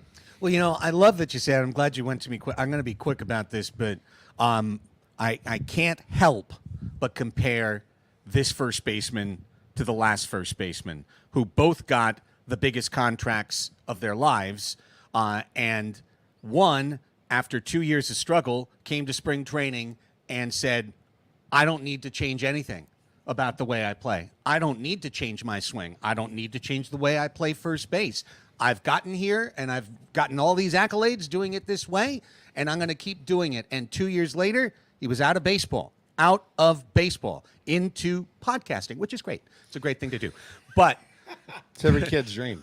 Jake Cronenworth, and I know there's people in the audience who think I've been tough on Jake Cronenworth. Jake Cronenworth was tough on himself. The numbers were tough on Jake Cronenworth. His performance did go down 3 years in a row. People don't like to hear that, but those were hard facts, as Tony likes to say, right? Hard facts. He put in the work. He went down to the studs. He rebuilt himself as a player, and when you do that, you get results. On our show, there's nothing Paulie loves doing more than taking me out of context and taking a sound right. And when I said, though, a couple of years ago, you could trade Jake Cronenworth, I wasn't being taken out of context. I looked at his age, I looked at what I thought he might be, and I said to myself, his value might be at the highest. And over the last couple of years, I was going, it's too bad maybe they didn't take advantage of that when he did have a lot of value. He's now proving me wrong by going the other direction. And we've talked about the offensive improvements, but Woods, what about the defense at first base? He also put in work there and changed his strategy. They talk about it. Jesse talks about it on the broadcast, playing further away, taking advantage of his athleticism, and that seems to be paying big dividends in the field as well. So many knocks taken away this year. You see the ball hit to the right side from the center field camera, and you say to yourself, that's a hit. It's a knock. And he's right there. It's unreal. When I play first base, I have to stand so close to the base because I can't run over in time to get the throw. Wood, you got to stand in fair territory. Bro, he stands so far away. I'm like, how's he going to get over for this throw? 6-hopper to second base. He throws. He's right there on time. He's been great. He's been great. And the amount, that's what, like Craig said, I think with baseball players, we do need to enjoy the ride a little bit more, and it could all end. And we've seen great careers come to a screeching halt. Guys forget how to hit a ball. Abreu is a really good example. He was one of the best hitters in baseball. Like average, power, RBI guy, whatever. He can't hit anymore. That's how friggin' hard this game is. It just takes your soul, and it's not for everyone, And to see a guy put in the work and put in the right work is also key as well. It's really impressive, and you wish that everybody kind of had that mentality. They don't. A lot of them do have the mentality of, I'm going to stick with what got me here. Even though the game changes, evolves around you, it's stubbornness, it's ego, you know, and nobody wants to admit they're not what they once were. Very few guys will say, all right, I'm willing to break this thing all the way down and start over. And Annie, you've covered Jake up close the last few years. We've all seen, kind of the dumb ball player. It works sometimes. You just simplify the sport. Don't overthink it. Jake's not that, though. He's a thinker. He's introspective. He cares a lot about it. And I'd imagine that it's his personality a little bit that you've seen that's kind of helped him make some of these adjustments and evolutions. Yeah, it really bothered him last year. I mean, it tore him up last year, what was going on. And it's so frustrating, right? What you're talking about, you're trying to fix it. You know you can hit, but you can't find it. He has been through, remember, he toiled through the minors, and so he's been through a lot of adversity. I remember one time he was going through a slump, and he looked at me, he's like, Annie, that's nothing. I went 0 for 32 in the minors once, and of course, like, you don't want to hang your hat on that, but he has figured out ways to get out of things. Last year, I think, stumped even him, obviously, and just that it went on for so long. And so credit to him for using this offseason, really working hard. He talked about getting vulnerable, opening himself up to changes, and, he's a little different this year. He is. Because he and Fernando have been joking about they are hitting the ball hard. They're just hitting it two guys. Same thing he went through last year. But instead of him being like last year where he was like frustrated, I don't know what's going on, pissed, he's more like, that's baseball. I'm calmer. I know what's going on. Like, it's a different mindset for him now, too. It's the process. Yeah. The process is right. Yes. This is our 97.3 The Fan Padres Roundtable presented by San Diego Roundtable Pizza. It's actually kind of similar. I heard them talking on the broadcast, I think TV side, about Jurickson Profar's plan going into this year. And instead of tinkering all the time, he said, you know what? I'm just gonna believe in my work that I've been doing, and I'm gonna stick with it. And it has been working for him so well. Obviously, he was our first big positive surprise. He is hitting 342. The last Padre. Yeah, he's hitting 342. Let's see if anybody knows this one. Last Padre to hit over 300 in a single season. Chris, you're a numbers guy. Mark Loretta. Close. That was 2004, That I think. was my guess. I don't know. Offhand. But. Brian Giles, 2008, hit 308. Wow. Was the last time a Padre hit I would not over have got 300 that. What for year? a single season. 2008. He ended the season. Ended the Okay, season hitting okay. over 300. That's, all right. I'm going to turn this into a more philosophical question. Does anyone think that Jurickson will end the season over 300 here? Any hands raised? He's a 240 career hitter. And a 241. He's 101 points over. Right? Eno Saris told us his numbers, his projections this year. He thinks he can hit 260 or more the rest of the year, but he'd have to hit, I did the math, he'd have to hit 288 the rest of the way to stay above 300. That would still be well above his career numbers. Yeah. It seems unlikely. I'm going to go with it. You're going to go with it. You're going to stay above 300. Philosophically, though, we see so few 300 hitters in baseball anymore. It's just not. There was only 10 in Major League Baseball last year. There used to be. You used to look at the guys who qualify. Very difficult. When you'd follow Tony Gwynn in the batting title, there'd be a list of 20 guys behind him that were all hitting over 300, and he was hitting 380, so he'd win the batting title. Yeah. It's a different game. Do we miss, Chris? Do you miss the old game of batting average with the new emphasis on on-base percentage and slugging and OPS, which I understand why that helps you win games? I'm not going to sit here and say the game's not, was better way back when. It was interesting when we followed batting averages, and I think as kids we used to know everybody's batting average.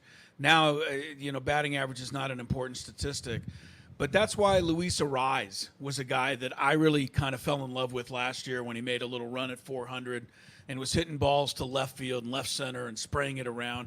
It was fun to watch that and remind me of what hitting used to be all about. But I get the whole analytics of it all. We were talking about the Whitey Herzog Cardinals on our show the other day, a team that stole about 350 bases. And I looked them up. They also got caught stealing that season 104 times. Oh. And I thought to myself, well, no one ever talked about that at the time. But that team gave away over 100 outs. It's crazy, right? In a season just getting caught 3 stealing. games just thrown out the thrown right out the there. window. So I can understand why we don't run all the time and the analytics are there. But I do miss the singles and the line drives. And, it'd be nice to see somebody make a nice run at 350, let alone 400 again. It's interesting. I just saw a clip from Bo Bichette. And Bo Bichette's a younger generation player. And they asked him, what's your favorite stat? And he thought about it, pondered it. He goes, batting average. He goes, hitting is really, really, really hard to do. And sometimes you're going to barrel one right at a guy and you get robbed, whatever. But sometimes you're going to flip one out there, it's going to drop. But I'm on base. I got a chance to score a run for my team. He goes, batting average for him is still very important. So I do think it's important in those circles, right? I do. I think that baseball players still go, oh, my 285? All right, that's not bad. I probably get that average up a little. They absolutely look at it. If you've ever played baseball, you know exactly what your batting average is, period, the end, right? Yeah. You know what your average is. I think it's important to them. When you're building a team, though, obviously you can't have 9 guys like this. You need power, you need slug, you need on base. It's got to happen. That's why a guy like Kyle Schwarber can be so successful in the leadoff spot. Strikes out a ton. He also walks a ton. And he hits a ton of home runs. It's different than we're used to. It does make sense once you think about it. But I'm with you. I love it too. I love guys that can hit. I love that guys that can hit. You know, the direct question was about Jurickson, and obviously, no. Jackson Merrill will finish with a higher average than Jurickson Profar this year, based on their swing paths, based on who's a line drive hitter. And, you know, Profar's a guy who works the count. Yeah. I'll be very excited if Jurickson finishes with an on-base percentage of 350. Like, if that means he's helping the team. And if he's staying at the top of the order, all the better if he's getting on base like that. As to the general question being posed, I feel like the pendulum has almost started to swing back a little bit, in that we did fall in love as a sport and as an industry with power and with looking at isolated power and you know, OPS, et cetera. But I think the Padres last year showed you the downside of that strategy when you had automatic punch-outs in your lineup like Gary Sanchez or Nelson Cruz, who it's a homer or it's absolutely nothing. Here in San Diego, we're one of the few teams. Cleveland is another. There's only a couple that are actually prioritizing contact. Yeah. And to me, situational hitting, that's average hitting. That's taking the ball the other way. That's putting pressure on the pitcher. Power hitting is not situational hitting. And I think that's one of the reasons why the Padres have been a little bit better, not always, but a little bit better with RISP this year. You mentioned the name Chris Luis Arias. That discussion happened about a month ago when the season was starting, like trade talks, trade rumors, Padres connected with that. You said Brandon Belt is a name that's still out there. It's not like the Marlins have jumped into contention in the last month or so. I'd imagine they're still exploring and shopping. I mean, just off the top of your heads, Annie, if you want to start, would there be any, package that you'd want to put together at this point to make a run at a player like Arias to add to the lineup, who could certainly be a designated hitter for you, just not without the power element? Yeah, I think that any kind of bat would help this team. I think that the more bats you bring in would help. But at the same time, I also go, you got to get right within your team. Like, you bring in one more bat, great. But if the rest of your people that are supposed to be hitting aren't hitting, then it doesn't really help all that much. So I kind of have abandoned that idea for get going, guys. Get to where you need to be. Well, because the ask is going to be one of those guys that we were talking about earlier that can come up and help you this year. It's going to be Snelling. It's going to be Bergert. It's going to be Mays or something like that. There's no question. And that's probably why the deal wasn't consummated, is because the ask was probably through the roof. Would he help in our lineup? Yeah. Would Brandon Belt? Yeah. Will Donovan Solano? Sure hope so, because we at least have him under control. The ask is probably massive for a guy like Luis Arias. And I know he hasn't gotten off to a great start either in Miami, but he's got 340 in him, like rolling out of bed, it feels like. Yeah, I think the ask was Kim in the offseason, and the deal didn't come together because the deal was Kim Arias and then, work the package around it.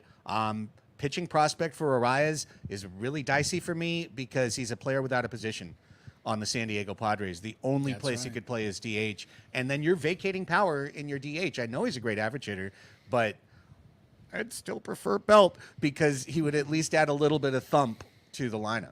Xander Bogaerts gets going. It's it's like adding somebody that can hit barrels and hit gaps.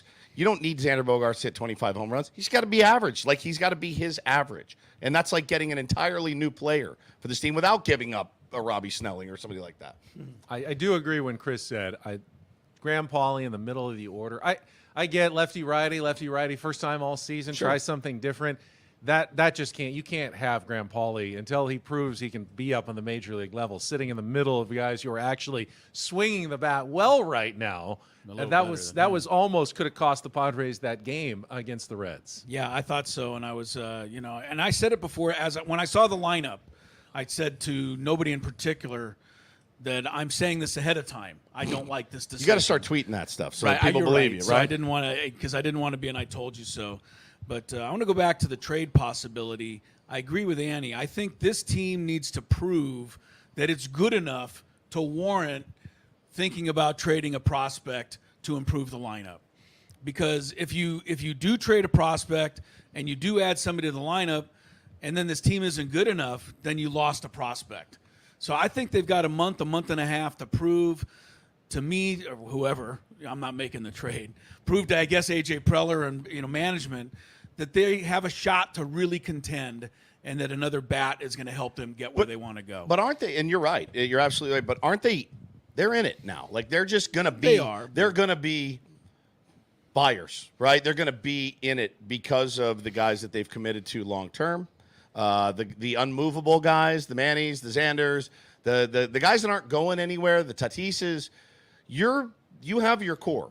So don't you owe it to us and the fans and Manny and Tatis and Xander and those guys to say, while you're here, we've committed to you long term. We have to keep committing every single year. That's kind of what you do, I think, when you commit to that many players for that many years. You, Darvish, Joe Musgrove, down the Jake Cronenworth, down the list you go. You're kind of in it. So the amount of games that you've won or lost in the first 60 days, I don't know that it matters all that much unless you go on a White Sox-esque, crumbling. But I think you look at it right now, you're like, we're kind of always going to be feeling like we're in it. You're listening to our 97.3 The Fan Padres Roundtable, presented commercial-free by San Diego Roundtable Pizza. And since an hour is a long time to go commercial-free, thought we'd throw in a seventh-inning stretch here with a little non-baseball question. If anyone wants to stand up and stretch, you can. Seems like everyone's okay. Yeah, we're fine. I'm strapped All right, in. so Ben. today's you told us to strap you told in. us to strap it in. Today's Got our belts on. today's seventh-inning stretch question. Padres are headed to Arizona, which experienced a 2-hour bee delay on Tuesday. Which insect bugs you the most? Look at him. This is what I deal with. 20 hours a week. Which 21 insect is like your least favorite to encounter? Mosquito. They It's take not a your bad blood. call. Not a bad call. I'll go mosquito. I hate it when you can hear them in your ear and they got that little sound. That's a pitch. terrible one. My goodness. And my kids will tell you that this is true. I hate flies. I have the electric tennis racket that I will wave around like an insane person in my house. I've seen Anytime it. I see one, I've seen that it. Do you gets in- break vases? It's trying to amazing. Yes, swat I'm a little flies? bit like that, trying to just zap the flies in my house because I'll see them in the corner of my eye, just buzzing, and they just always go in circles, like in areas where you can't reach them, just over and over again, torturing me. I get it that they're not going to sting you, and they're not necessarily, they're not going to suck your blood, but I hate flies. I really do. I'll go with bees. I'll stay Bees? with bees. My wife, Lori, Murder hornets or she's just a little bit regular allergic ones? to bees, and every time a bee is anywhere in the vicinity, it is a complete, utter, total panic in our family. So they cause me a lot of stress. Annie? I'll go with pincher bugs. Pincher Not because bugs. they don't hurt, but they're just like they pop out of nowhere. You're like, where'd that pincher bug come from? Creepy. Yeah. Yeah. Why are you Wow. here? No one's woods? I'm going to go with the cricket in Mike Shilt's office. That's the one I'm going to go with because that one by far is the one that's driving me the most Every crazy. post-game news conference.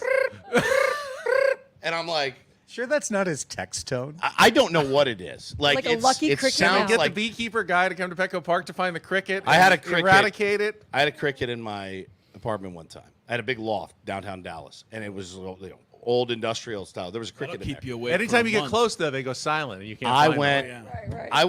It was 3 a.m. I have buckets of hot water. I'm throwing it under my fridge to try to smoke this thing out. I lost my mind after like 6 weeks of not sleeping because 6 weeks? I would lay down and I'd wake up and I'd scream at it. I was screaming at a cricket. Yeah. That cricket in his office is making me insane. When Paulie plays the audio in the morning, I'm like, I can't hear it, man. I got to take my headphones All off. you hear is the cricket. That's all I hear. No votes for ants, which when you see a few in Oh, your yeah. kitchen, that is a nightmare. Yep. Yes. fire ants, which I've stepped in on the golf course once. Those are definitely not Roaches. fun. Same. Roaches, which are got to be the most disgusting things on the You planet. have a lengthy list. And no one says spiders. I feel like everybody's Spiders are kind of fine. afraid They're of good. spiders. They're good. Spiders They're good kill for all stuff. the rest of them. They're Yeah, good for spiders- everybody. spiders Everyone- Spiders kill all the rest of them. Keep them around. Spider-Man has really changed everybody's impression of Everyone's spiders. views. Keep spiders I like that around. question. Nowadays. All right, seventh inning stretch time over. Let's get to the final couple of innings here. Strap back in. As we have learned, Mike Shildt sees more silver linings than I do, and I see a lot of silver linings in things. I sometimes feel like it's my job. So, through this first month, do we believe Mike Shildt has the right managerial style for these San Diego Padres? And as an essay answer, Annie, compare and contrast his style with that of Bob Melvin over the last couple of seasons. Well, I need to give Mike Shildt the entire season because they need to hit their adversity patches. And they hit a little one over this past week. And I liked what I saw from him. He kept believing in his players. He kept backing them up. He kept saying, he kept calm, but he also said certain things like, we issued too many walks in this game. We need to clean up some of our bullpen, not being able to shut out those shutout innings that we've given up, things like that. So I appreciated that. He obviously has an affinity for the nicknames, the E's, the Y's, the Swarry, the Tatisi. Tatisi. But you know what? It's When nice. it doesn't work. He comes into those press conferences with usually cracks a little joke about the game. So, no, I think he does. But to me, the jury's out to see a full season because it's not always the manager to me. It's the clubhouse. Yeah. And that clubhouse has flipped many a time on certain managers. And so I feel like I need to see it the whole way through. As far as a compare and a contrast, he is more positive and he is more, I would say he's more positive in terms of not wanting to put a player on blast. I would use the word decisive, maybe. He seems from a fan perspective more decisive than Bob Melvin, who seemed like he waited a little bit too long, a little wishy-washy. He threw his hands up a lot. Yeah. Bob Melvin gave you that. I don't know. I don't know. And Shildt has that. He has that, like, he'll make a decision and he lives with it. He agonizes over decisions. Yeah. He will go back and listen to his press conferences, his answers to things. He's that type of guy that is looking at every detail to try to improve. So it's a nice trait to have, obviously. I mean, I've said it before. I don't want to give the manager too much credit. I also don't want to give him too much fault. It's not college baseball or high school baseball where he's going in and rallying the troops. It's just not. These are professionals. If Adam came in and gave me a pep talk before every show, I'd lose my mind. That's not what I need. It's not who I am. It's not what I want. Let's go. Let's get fired up. Like, dude, I'll get out of here, right? Is he intimating that he's a professional? Yeah, I am a professional broadcaster. I'm on my 5th hour, so today that's as pro as it gets. I do think he has the right temperament, and I think he knows baseball. He's such a baseball lover and a rat of baseball, and I do really appreciate. He's one of the few guys I think at the big league level that commands respect for a guy that's never played at the highest level. Agreed. That just doesn't happen. It's this fraternity, and they're like, "Oh, you're not in. Sorry." He gets some of that respect. I think he's the right temperament. I love him. He's great with the media. He's fun. I love his down home, sensibilities. But again, prime Joe Torre or Connie Mack sometimes I feel like couldn't manage this team any better. You know what I mean? That's fair. And building off of what Woodsy is saying, I think for someone like Mike Shildt, you never played the game, to survive in the baseball ecosystem, he's had to develop these type of traits. Just like a creature develops traits in nature to survive. And one of those traits is his affability, is his ability to connect with everybody. I've been very impressed with Mike. Here's something that's happened that basically has not been discussed. He's brought it up a couple of times. This team was leaking oil defensively. They were committing way too many errors. Those errors were directly leading to runs, and he has cracked down.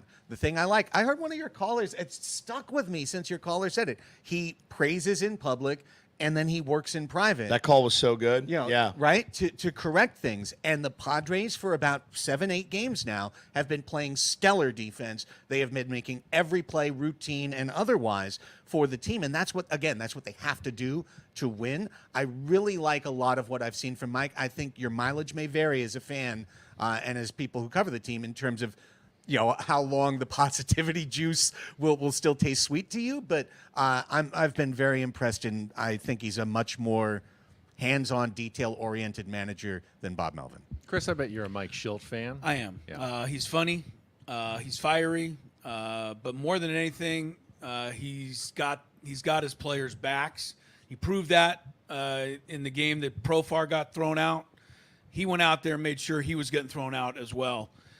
He also has proven he doesn't just say he believes in his players. Yes. He takes a run off the board to show you that he believes in his players.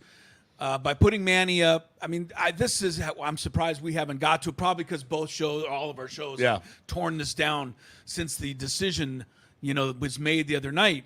But this was a big moment. I mean, if Manny grounds into a double play, Mike Shildt would have been willing to stand up and take the heat for his team with that decision because they wouldn't have scored. But he believed in his players, and that message, I think, carries through to the rest of them. In many ways, we have framed that as a debate. What would you have done in that situation? Right. Would you have taken the run off the board? Would you have had faith in Manny? But I think in reality, there was no decision from Mike Shildt. No decision He at had all. to show faith in Yes. Manny. And you brought up Eric Hosmer's podcast earlier, Craig.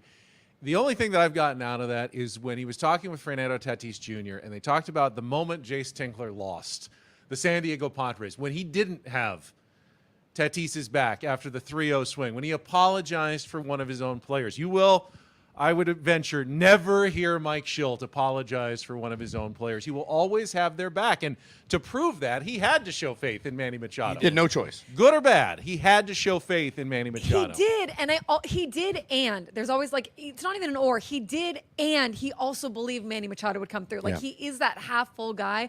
But you're absolutely right about that. He really does care about people. I really.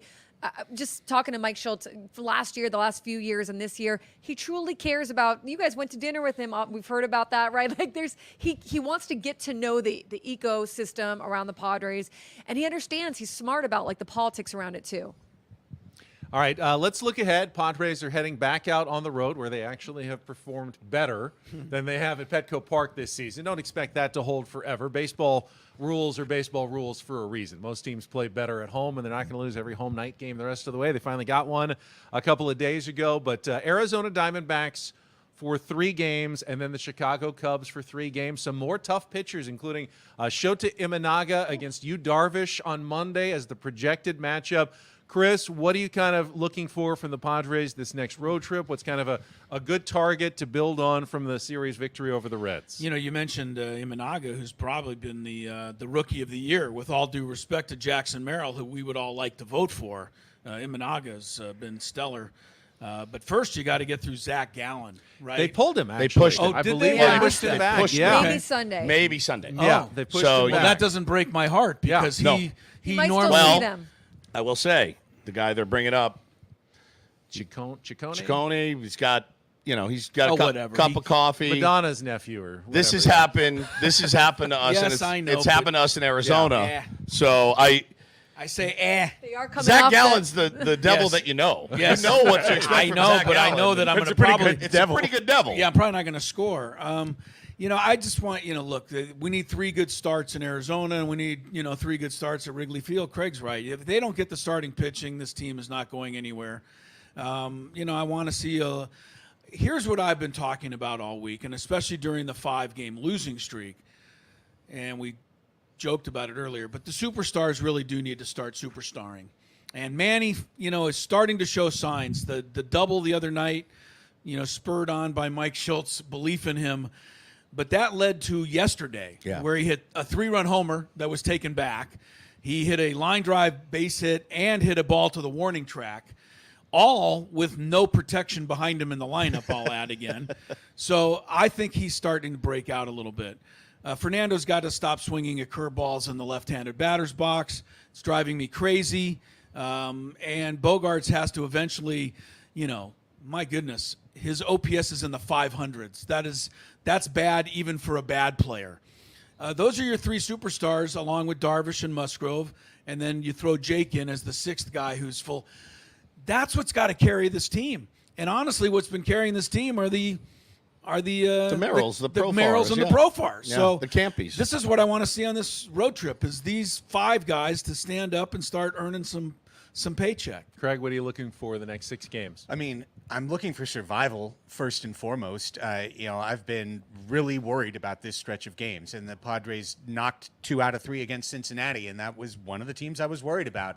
Going to Arizona has been historically bad for San Diego. The Cubs are a good team playing well, and the Dodgers are waiting on the other side of that as the first home series. So this is 9 games in a row against 3 teams that all expect not only to make the playoffs, but to win and go deep in the playoffs, each and every one. Arizona, of the 3, is playing the worst. They have a few guys who are not contributing offensively. So just like I asked on our show for Joe to set you and Joe to set a tone the last couple of days, that's Dylan Cease on Friday to go out there, shove, take game 1, set a tone for this road trip. It's one thing when you run into a team like the Phillies that's already red hot and they get you. That happens in a baseball season. You don't want to be the team that gets another team going, though, especially one that's been struggling in your division, which I think makes this next series in Arizona pretty important. They have struggled. They are one of Jeff Passan's big disappointments this season. Don't give them reason for optimism and hope because they swept you or took 2 out of 3 and played really good. You need to keep your foot on their kind of neck and keep them in 4th place, wondering what's wrong. It's what happened to us. We got to the World Series. What's going on? Don't let the Diamondbacks build some confidence in this series. They are coming off their big B game. And they're living off lost, that. though, too, They lost, but I'm just kidding. The momentum from that. I'm just kidding. You don't want to be the team that gets another team going, and you don't want to be the team that is kind of like, oh well, we're going to play the Padres. That's good. We can take the series here. Jurickson Profar, for as much as I enjoy what he's doing, it is not a good sign that he is leading this team. It is not good for this team. And the bottom of the order, although it has held up this team really to start this first month of the season, that's not going to last forever. No. So I'm with Ello on that. You can't let Corbin Carroll finally get hot. Don't be the team that gets Corbin Carroll right because he is such a spark plug, such a brilliant baseball player, and he struggled this year. And yeah, I mean you're getting a bit of a gift with Zach Gallen being pushed, and you have Dylan Cease, who's been your ace that game in Philly or here against Philly. Notwithstanding, he's been brilliant. He's a guy we all forgot in our biggest surprises. He's been phenomenal. So yeah, setting the tone is huge. Getting that first one out of the way is huge. But yeah, like with Xander, we talked to Saris on our show today, and the one little nugget he gave us of encouragement was he's not striking out any higher really than he has in his career. Like the contact's weak. He's a click away, essentially. Like he's still not super concerned. If he was striking out a bunch, he's added bat speed. He's added bat speed. Actually, he's just not making the right contact. So it gives us a little bit of a glimmer of hope. But stepping up, earning your paycheck. I've said it all year. Stars got to be stars, And Fernando's gotten really unlucky at times, chasing more than he needs to. But Manny's barreling the ball. Crony's barreling the ball. Those other two start going. Yeah, we could be. Pretty tough. I mentioned on our show that the at bat in which he took the walk to set up Jake Cronenworth was big. So many pitchers, we've seen it. They pitch him inside, dust him off, and then they go to the outside slider. And it's not the old baseball trope. You've backed him off the plate, now he can't reach it. He knows it's coming. Oh, yeah. He's ready. He's almost too aggressive. Like, okay, they just pitched up and in. I'm about to get that slider on the outside corner. And he's so talented, he always thinks, I can hit that pitch. I'm going to go out and I'm going to hit a home run the other way. Yeah. It's really not the pitch you ever want to be swinging at, though. The slider that's 1 inch outside. Even if you know it's coming, it's not a good pitch to swing at. I thought it was great to see Tatis laying off it and letting the next guy, Jake Cronenworth, do the heavy lifting that inning. I'll finish the answer about this road trip by twisting what you had to say about the superstars. Okay. I think what I'm looking for at most is the next turn for Yu Darvish and Joe Musgrove. If they can establish some consistency at the top of the rotation, this is an entirely different team than the one that gets a good start, a bad start, an okay start from those two guys. They go nowhere without a decent season from the top of their rotation, and now they both have a chance to come off of really good pitching performances. Can they do it on the road? Can they do it 2 starts in a row? Or is it always going to be we don't know what we're getting with Yu Darvish and Joe Musgrove? That would be a tough road to hoe for Mike Shildt when your most veteran, established pitchers are also your biggest question marks in your starting rotation every single trip through. So I think I think it's Monday in Chicago and Tuesday in Chicago will be those next guys' turn. Can they build on it? Can they show what they showed us in their last 2 starts? Those are going to be critical. Absolutely. And I want to see Tatis's expected results start to match his real results. Yep. And it'll be happy times to have Jackson Merrill back as well, because he's leading the universe in road hitting and certainly not at home. So for at least 6 days, I hope that trend continues. As always, want to thank San Diego Roundtable Pizza for presenting the previous hour commercial-free. And thank you for all the pizzas. I'm going to have another slice or two before we go. Can we just say one thing? I get asked more than What's in the anything box? else, what's in the box? Nobody cares about the show, evidently. Thanks for watching. What's in the But box? there's nothing in the box. What's in the That's box? the prop It's box. a show box. It's a just show a prop. box. The real stuff's right over there, though. We can see We do it. have some We real can stuff smell just it. out of camera. It's view. like torture, though, Once having again, to sit here and look at it the whole watching time. it cool. 2 untouched Yeah. salads, as there are every week. At some point, they're going to Nobody figure out eats that this them. group does Yeah. not eat a lot of salad. Yeah. Buddy, bring an extra pizza next truly time. a torture Onto practice the by our sales breadsticks, team. onto It really the is. pepperoni pizza, and more coming Just up. wanted to help answer the box question. For Annie Heilbrunn, for Stephen Woods, for Craig Elston and Chris Ello, and Tony Gwynn Jr., hopefully back next week. I'm Ben Higgins. Thanks for joining us on our 97.3 The Fan Padres Roundtable presented by San Diego Roundtable Pizza. So long, everybody.